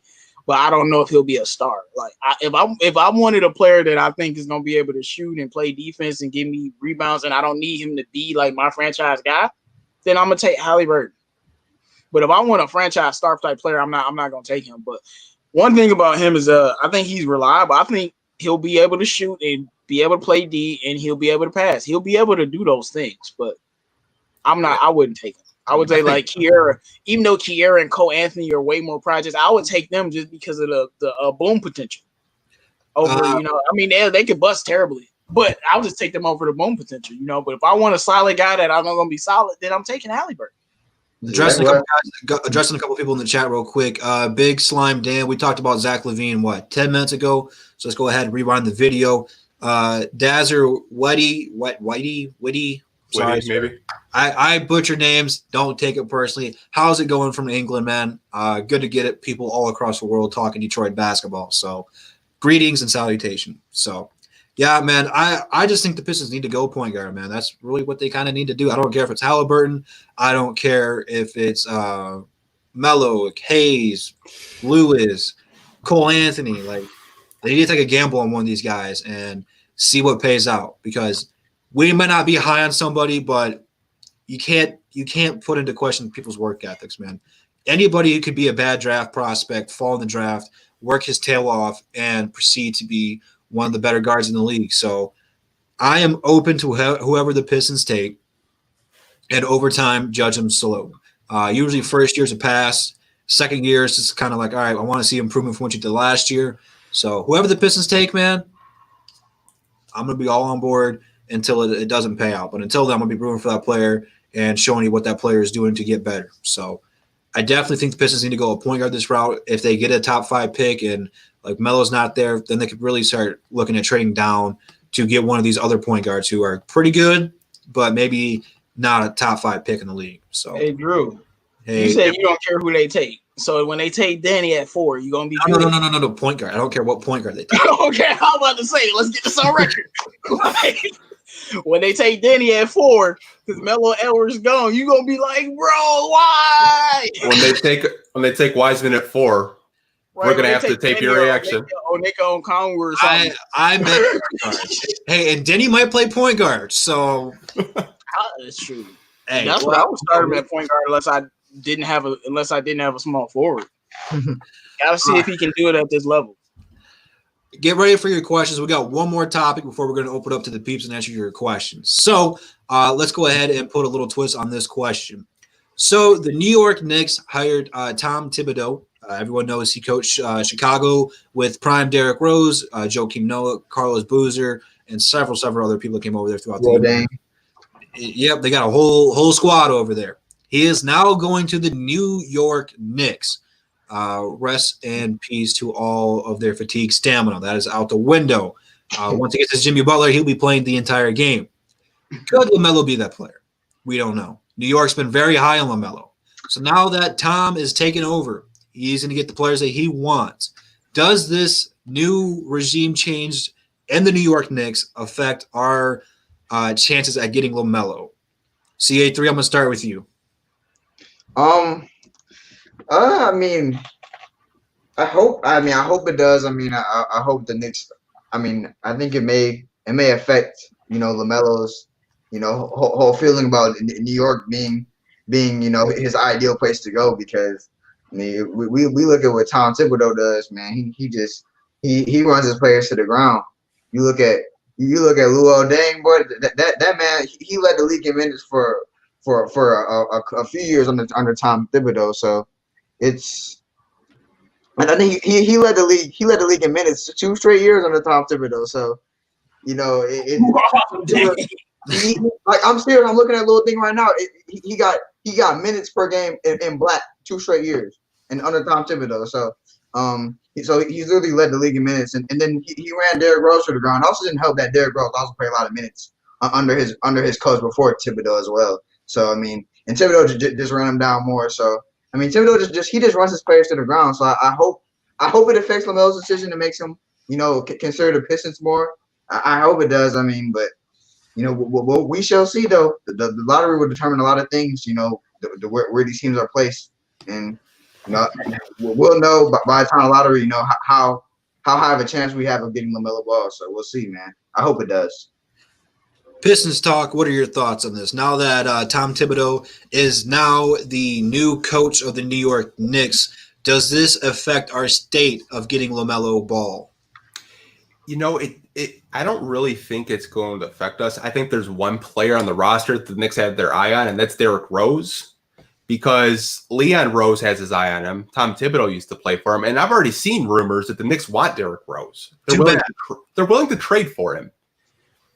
It honestly depends who wins the lottery. The Knicks are at 6 and we're at 1. Guess what? We're taking LaMelo Ball, and they can go cry about how they could have had Zion and LaMelo.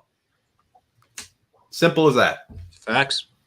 I'm looking forward to seeing some people, especially New York Knicks fans, rocking around with the custom-made ball jersey on a New York Knicks, because there was one when the whole Zion hype was real.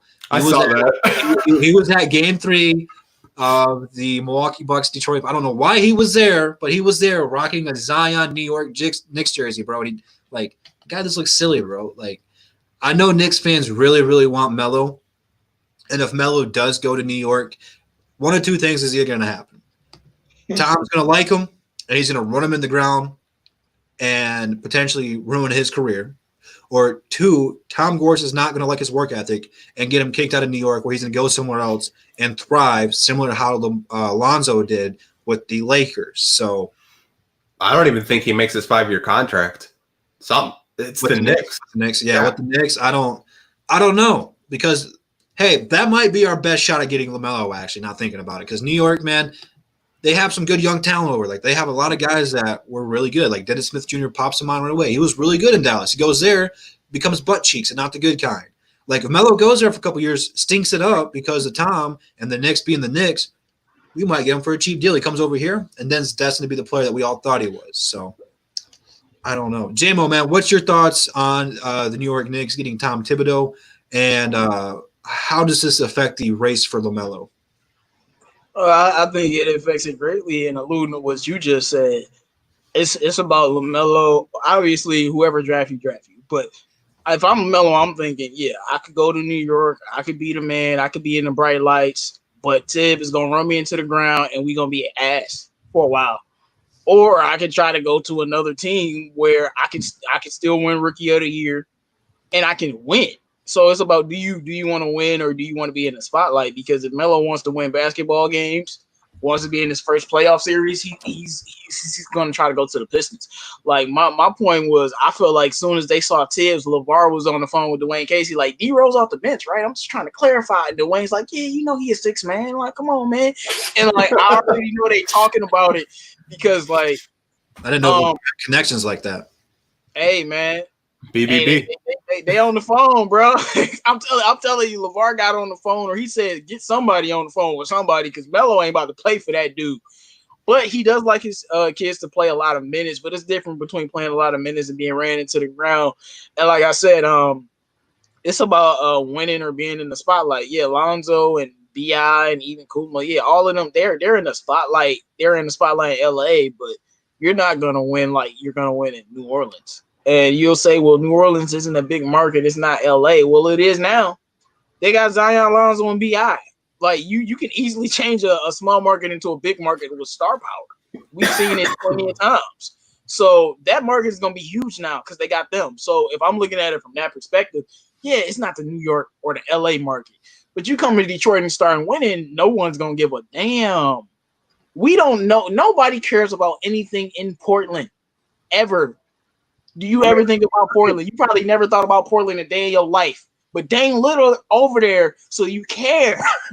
And obviously we're a better situation than that. But I feel like you come into Detroit, even though it'll never be Madison Square Garden. I mean, look at Oklahoma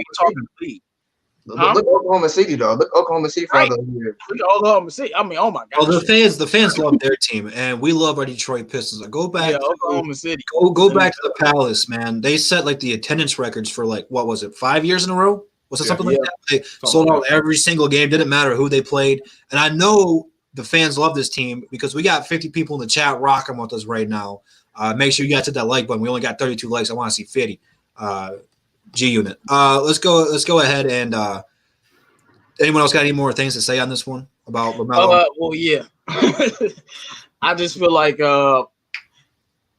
all we need is to like get in LaMelo and LeVar mind and have them thinking Detroit is the best situation. And the more stupid things that the Knicks do.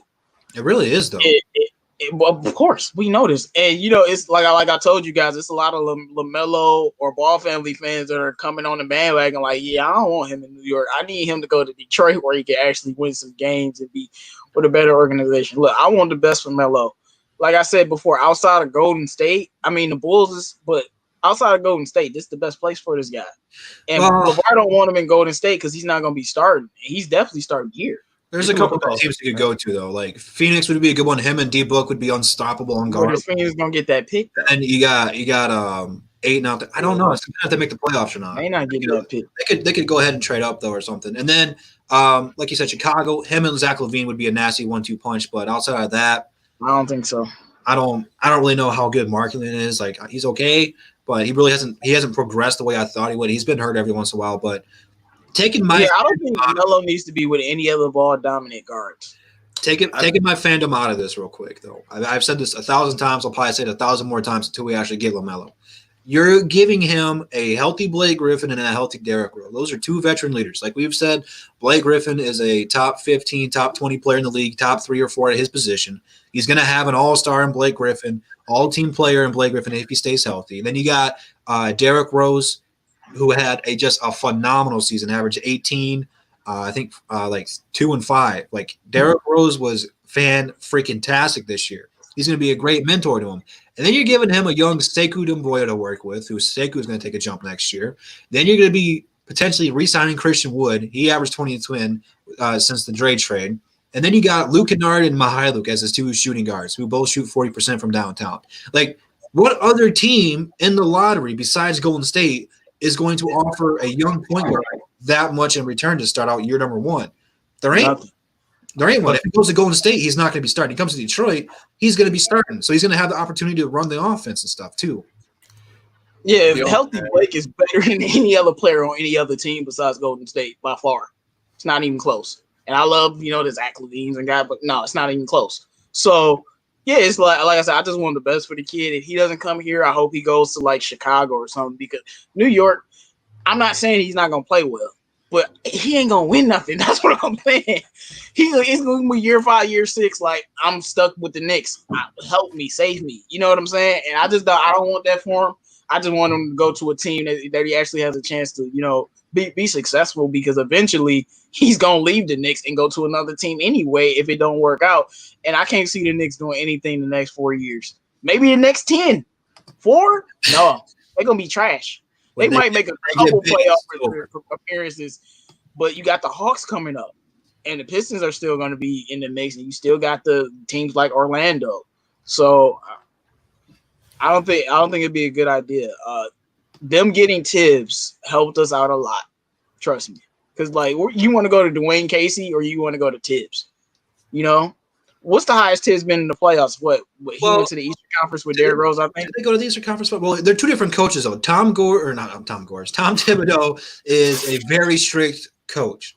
Dwayne Casey, even though he's been a little bit harsh on Sekou, is a pretty player-friendly coach. So it's like two different personalities here. So it's really on what players like, because different players like to be coached different ways. So some guys like to get the ass chewing, some guys like to be a little bit more relaxed. So it's whatever they prefer. Pistons talk, what were you trying to say a minute ago? You know what? I don't know why, but I would not be surprised if a team, because you can look at the lottery team outside of us and maybe the Knicks, they all have a point guard. Right. I wouldn't be surprised if, let's say, Minnesota wins the lottery and they take it as a trade chip. Imagine how many first round picks they could get for LaMelo if a team believes in the hype. Quite a few. Oh no, I mean I'll feel sad, because if any team that's in a good trade position get number one, I'm gonna feel sad, because I know I'm gonna lose some players like Bosby, Luke, and Brown. Y'all gone, because we gotta go get Melo. No, if Minnesota is up there, if Golden State is up there, because Minnesota, don't they got D'Lo now? It's D'Lo. It's a strong possibility that could happen. Derek Over. You got Cat. They said they don't need no guard. That's what I kept saying. Like, the only team you would say would need a guard is like, the Bulls. And I mean, they got Kobe White. Zach Levine is still there. So and they got another guard. I can't remember his name, but so I don't know. But hey, it is a big market though. Hey, J-Mo, what day is it? It's Free Smoke Saturday. It is Free Smoke Saturday. So now, peeps, it is your time to shine, man.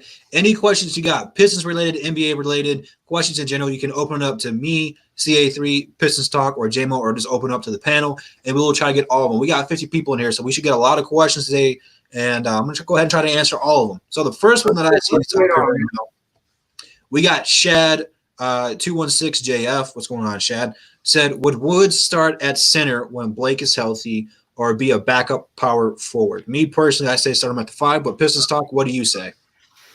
I think that it depends on the lineup, but you would probably put Blake at the power forward and Wood at center. Defensively, it's kind of, I don't know. It'd be a mess, but you could make a case for it. But I wouldn't be surprised if that was a starting lineup. Blake at the 4 and Seawood at the 5, depending if we don't, sign any free agents or draft a center, maybe. Who knows? I would agree with that. J-Mo, man, I know you weren't very high on Reggie Jackson while he was here in Detroit. How are you feeling about him being in the Clippers? Bravo wants to know, how do y'all like Reggie Jackson's performance with the Clippers so far?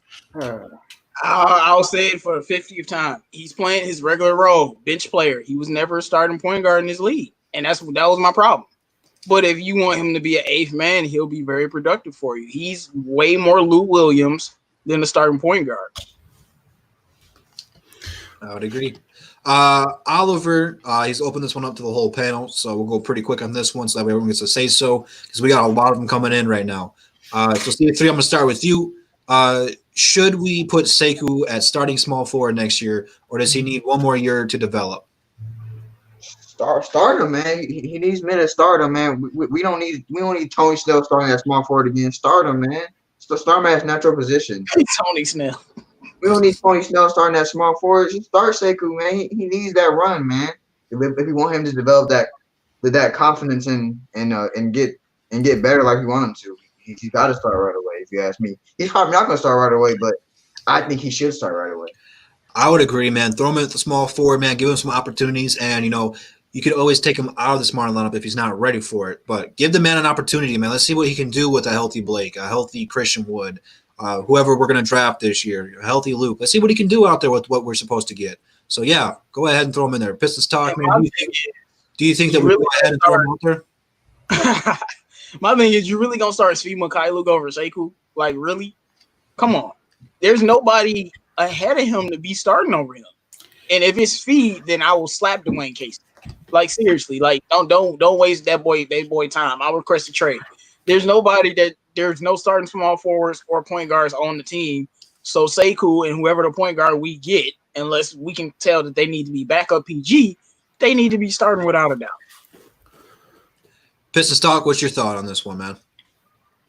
More I'm thinking about it, the way Tony Snell played, a lot of corner threes. And you guys know how I feel about that. I don't want to see Sekou get in the starting lineup and he's a fifth option and he's standing in the corner just waiting for a three-pointer. We all know he's too talented to do that.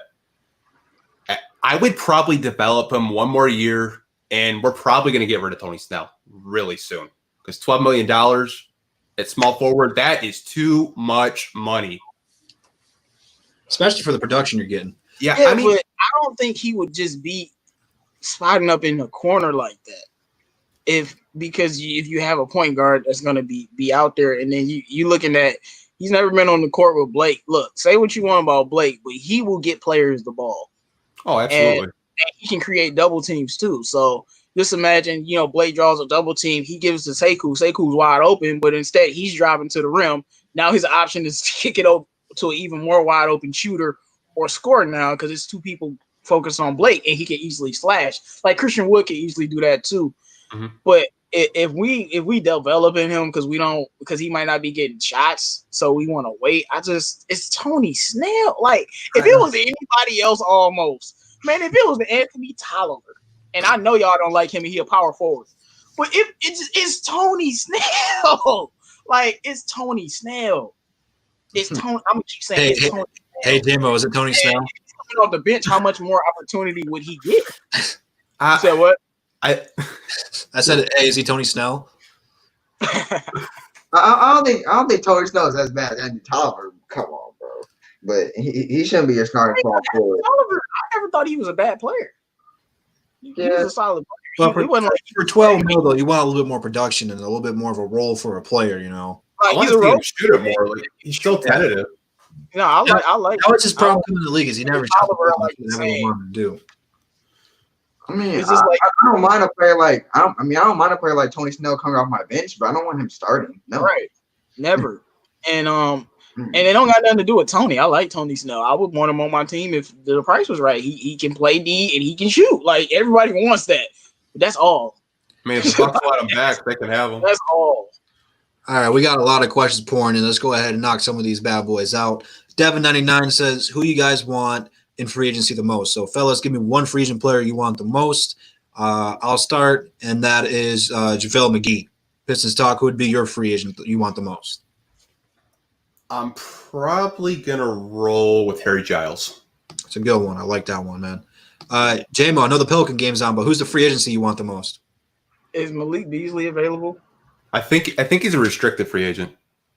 Well, I would want him. If not, you already know. King Surge over here, bro. King Surge. Serge Ibaka. I'm not going to even mention B.I. Let's not be disrespectful to Nola by even mentioning B.I., but, that's a given. Yeah. CA3, man, who's the free agent you want the most? It's easy. Brandon Ingram. Now I'm playing. So I mean, of course I would love Brandon Ingram, but I'll say Serge Ibaka, I don't know if we're going to be able to get him, but I would love to have him on my team. Yeah, I want to meet Malik Beasley, though. I like him. Yeah, I like him too. We don't have a second-round draft pick this year unless we trade for one. So I like Just Malik something to Reed. keep in mind. How do you all know Wood won't tell his agent he wants to start? I don't have that kind of connections. So He said, well, how do I won't tell his agent he wants? Look, man, let me tell y'all something.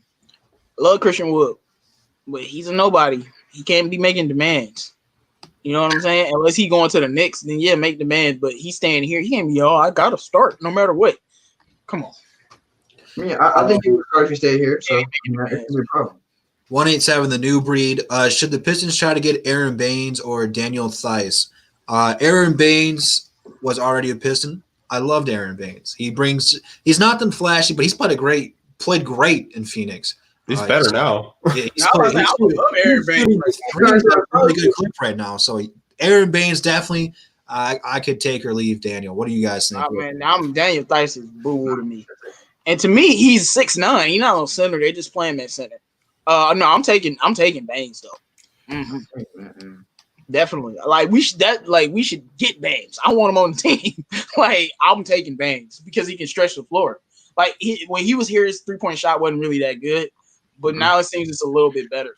No, his nickname here was Butterfinger Baines because he could not hold on to a ball when he was here, man. Right. That's gotten a lot better. I called him Man Bun Baines because he had a man bun.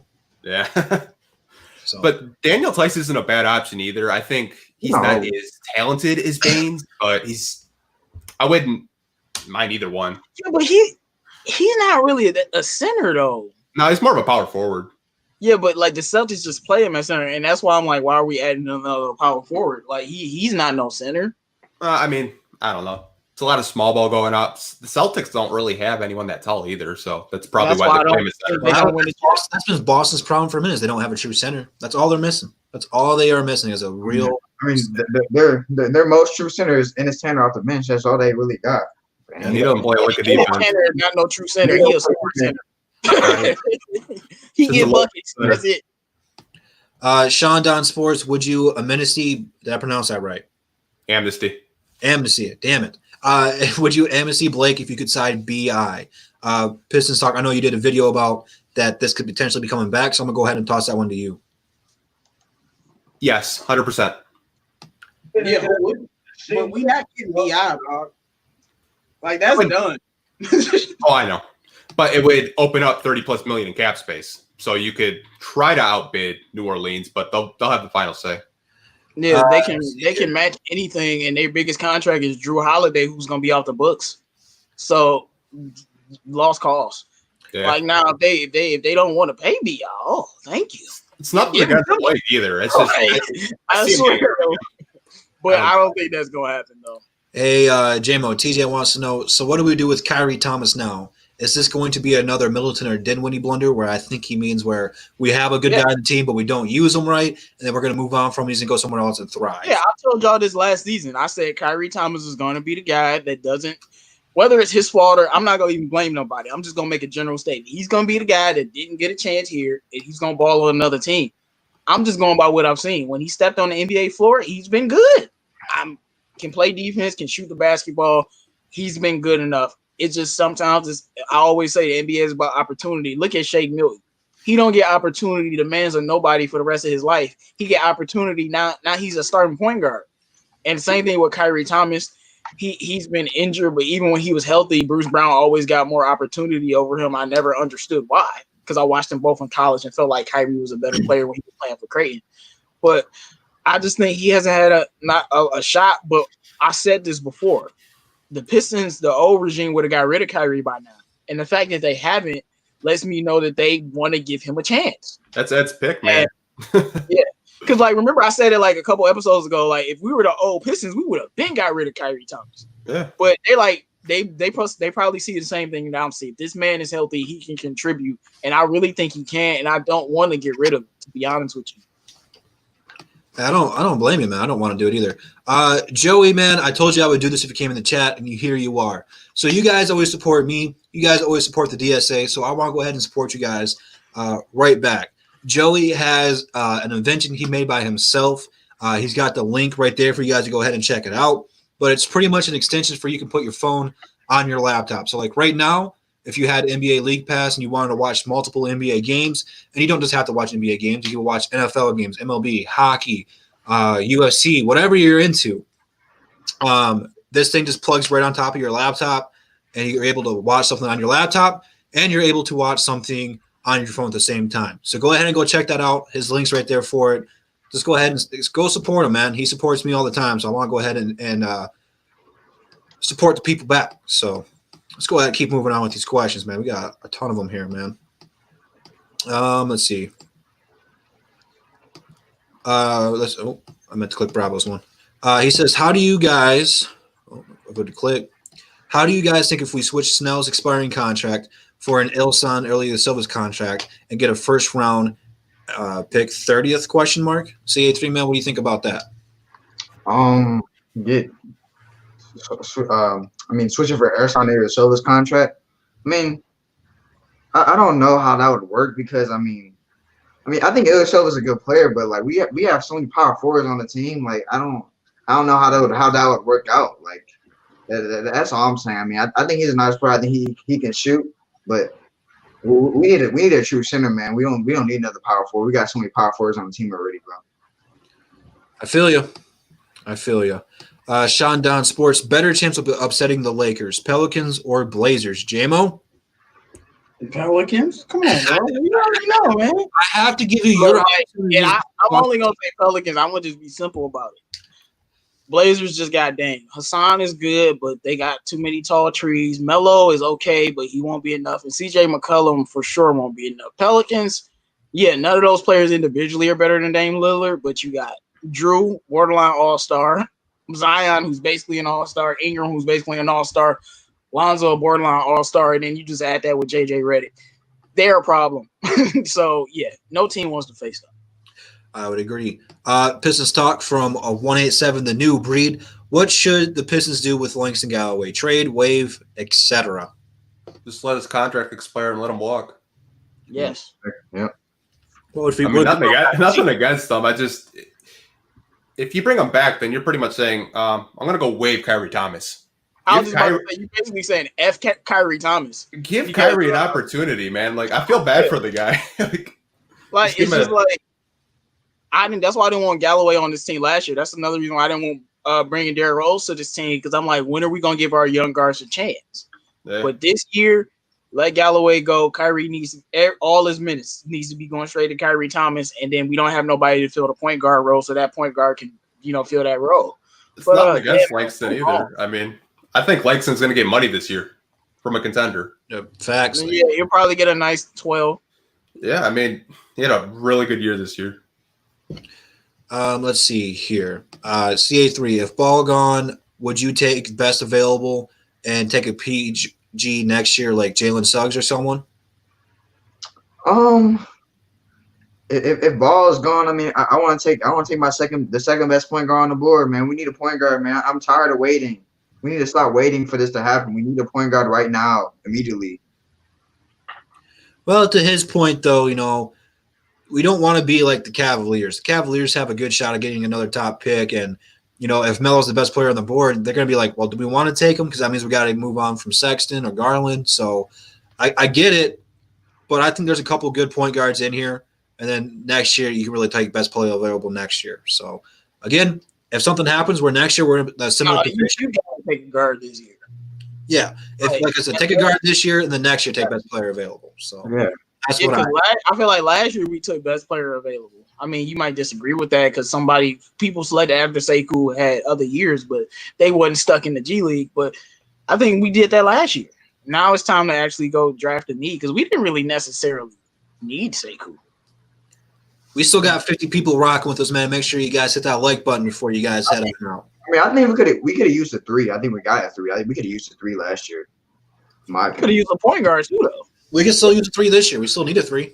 I think last year's draft was not point guard heavy. I mean, outside of John Morant, Jordan Bone was. But I know he's not a point guard, but KPJ was there, and I wanted him. So I know. I think the Pistons shied away because of his off the court crap. But at 30, I would take him. Yeah. I thought he was going to be a top 15 pick. I didn't think he'd slip to 30. No. A bunch of idiots. Same thing with Bo. I'm like, there's no way Bo not going in the first round. He balled again, man. JMO, man, if the Pistons don't draft a point guard, should they try to get one in free agency? Like Ish, Dinwiddie, etc. Me personally, there's not a whole lot of good free agent point guards out there. But if they don't take one, who's someone in free agency that you want to go ahead and get? Yeah, if they don't take a point guard after I burn down LCA, don't quote me on that. I'm not doing that. But when they don't, if they don't take a point guard, I'm taking Van Vliet. He averaged 17 and 6, and he wasn't really even the true point guard on that team. So I think he can average 6 or 7 assists here and still be able to score and shoot. I would take Van Vliet if that's the case, and just Van Vliet, D Rose backing up, D Rose starting, Van Vliet backing up. That's what because to me he's the one guy on the board, and I do know he's a good player, so I'll take him.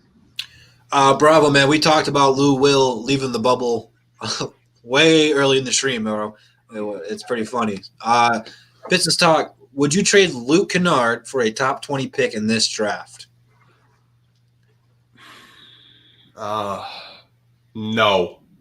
Hell no. But I have to think his contract year is coming up, and he's already expressed he wants around 10 to 15 million with his agent. So you would have to consider it.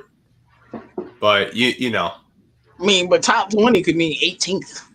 Now, if he said top 10, maybe I'll entertain it and still say no.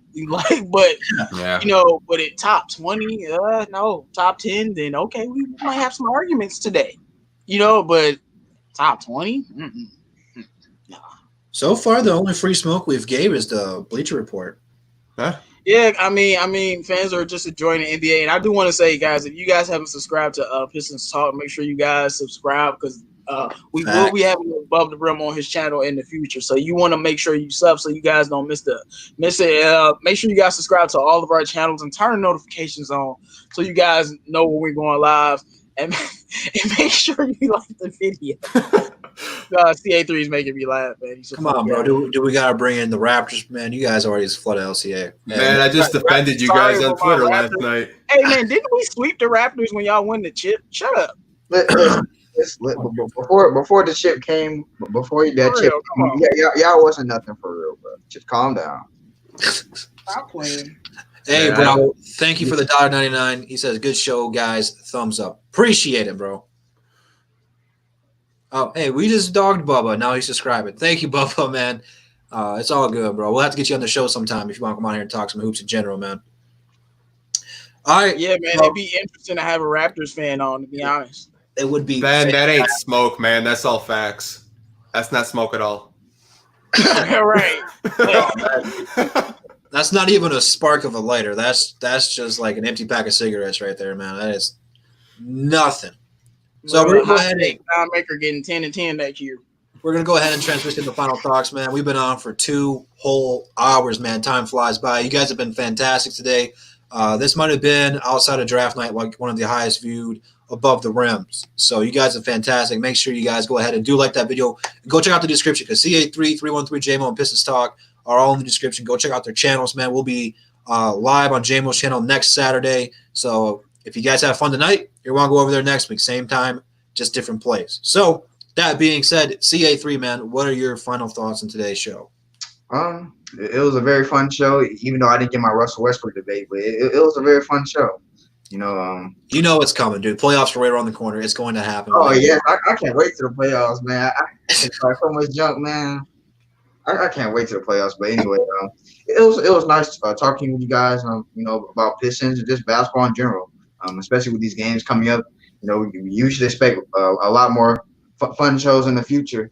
Just us talking about basketball and stuff. So it was very fun, Especially after August 20th, we will be doing a mock draft because once we know the positioning of everything is going to be much, much clearer. So stay tuned for all of that.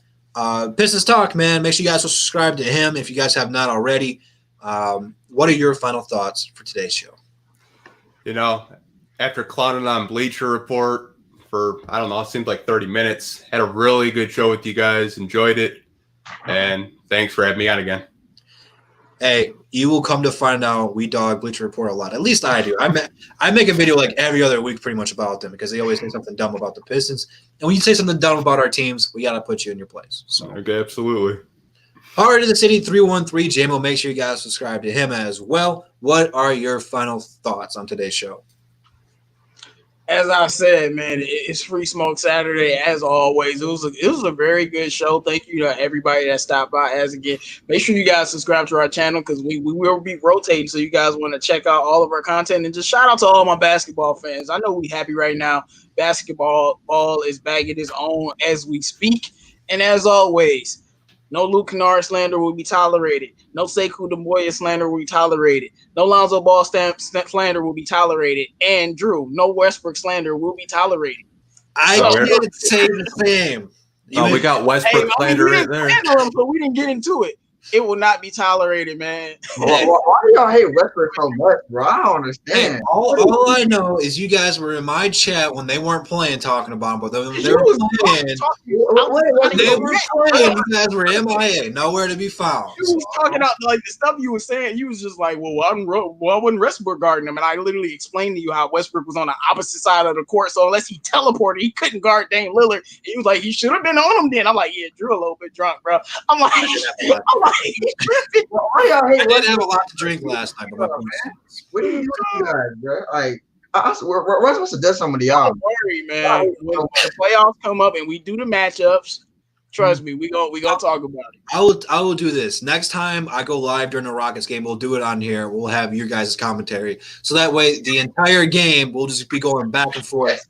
Every time he does something good, you guys be like, "Oh, see, I told you." And every time he messes up, I'll be like, "See, I told you." We'll go back and forth. The whole. Oh no, that'd be fun, guys. You guys are gonna want to watch that because y'all know we gonna have a ball. That would be very fun. That's a good idea, man. The thing is, I'm not even a Russ fan, bro. I just don't understand why he's hated so much. I never understood it my whole entire life. I don't hate him. I just said they weren't touching. Unfair criticism, bro. Like I don't get it. He gets. He's held different. We were so close to getting off the air too. So close. Hey man, we were, man. But like I said, no Westbrook slander will be tolerated. We gonna be out here arguing, bro. Like no Luke Kennard slander, no Lonzo Ball slander, no Sekou slander. Y'all know this. Ben's got the smoke. He said it's Harden bashing accepted. Well, look, I ain't gonna defend him. Harden, it's more. I mean, because Harden, he's actually choked a few times. So. Yeah. And this is the last thing we got to get off air. I'm not gonna harp on all of Harden choking, but it was one time where I was like, Harden, that is unacceptable, and that was against the Spurs when they lost and Ginobili blocked the shot and they lost that series and it was no Kawhi. I'm like, Harden. They were like the 3 seed. I'm like, there's no way you can just lose the series. It's just no way. And he lost. But they ran him off that 3-point line. He didn't know what to do. Like, I was like, because, like, yeah, he's failed a lot. But to me, that one and what he did in the finals was like, just egregious. Say whatever you want about Russ, balled out in the finals. When he was with KD, they played well. Russ has played well. So, but Harden is just like, bro, you turn into a different player. I don't understand how you probably the most unguardable guard I've seen since Kobe and D Wade. And in the playoffs, you just it's like it ain't like you lost your handles. You feel me? Like do something, but no. It was the man boobs Chris Paul talked about. Hey man. All right, we gonna get off. All right, peeps, man. We had over 50 people join the show at one time. You guys came in and you guys were active, and it was just a great show. So thank you guys for the love and support, man. We will be live on JMO's channel next week. You guys can catch me going live throughout the rest of the week to watch some live NBA games because basketball is back, in case you guys have not heard. So Pistons might not be back, but basketball is back in general, and that makes me very, very happy. So hopefully you guys have a good rest of your weekend. Be safe out there. Stay safe. Take all the safety precautions you need. And with that said, we will see you guys on JMO's channel next week. And that's the bottom line because Double D said so. Peace.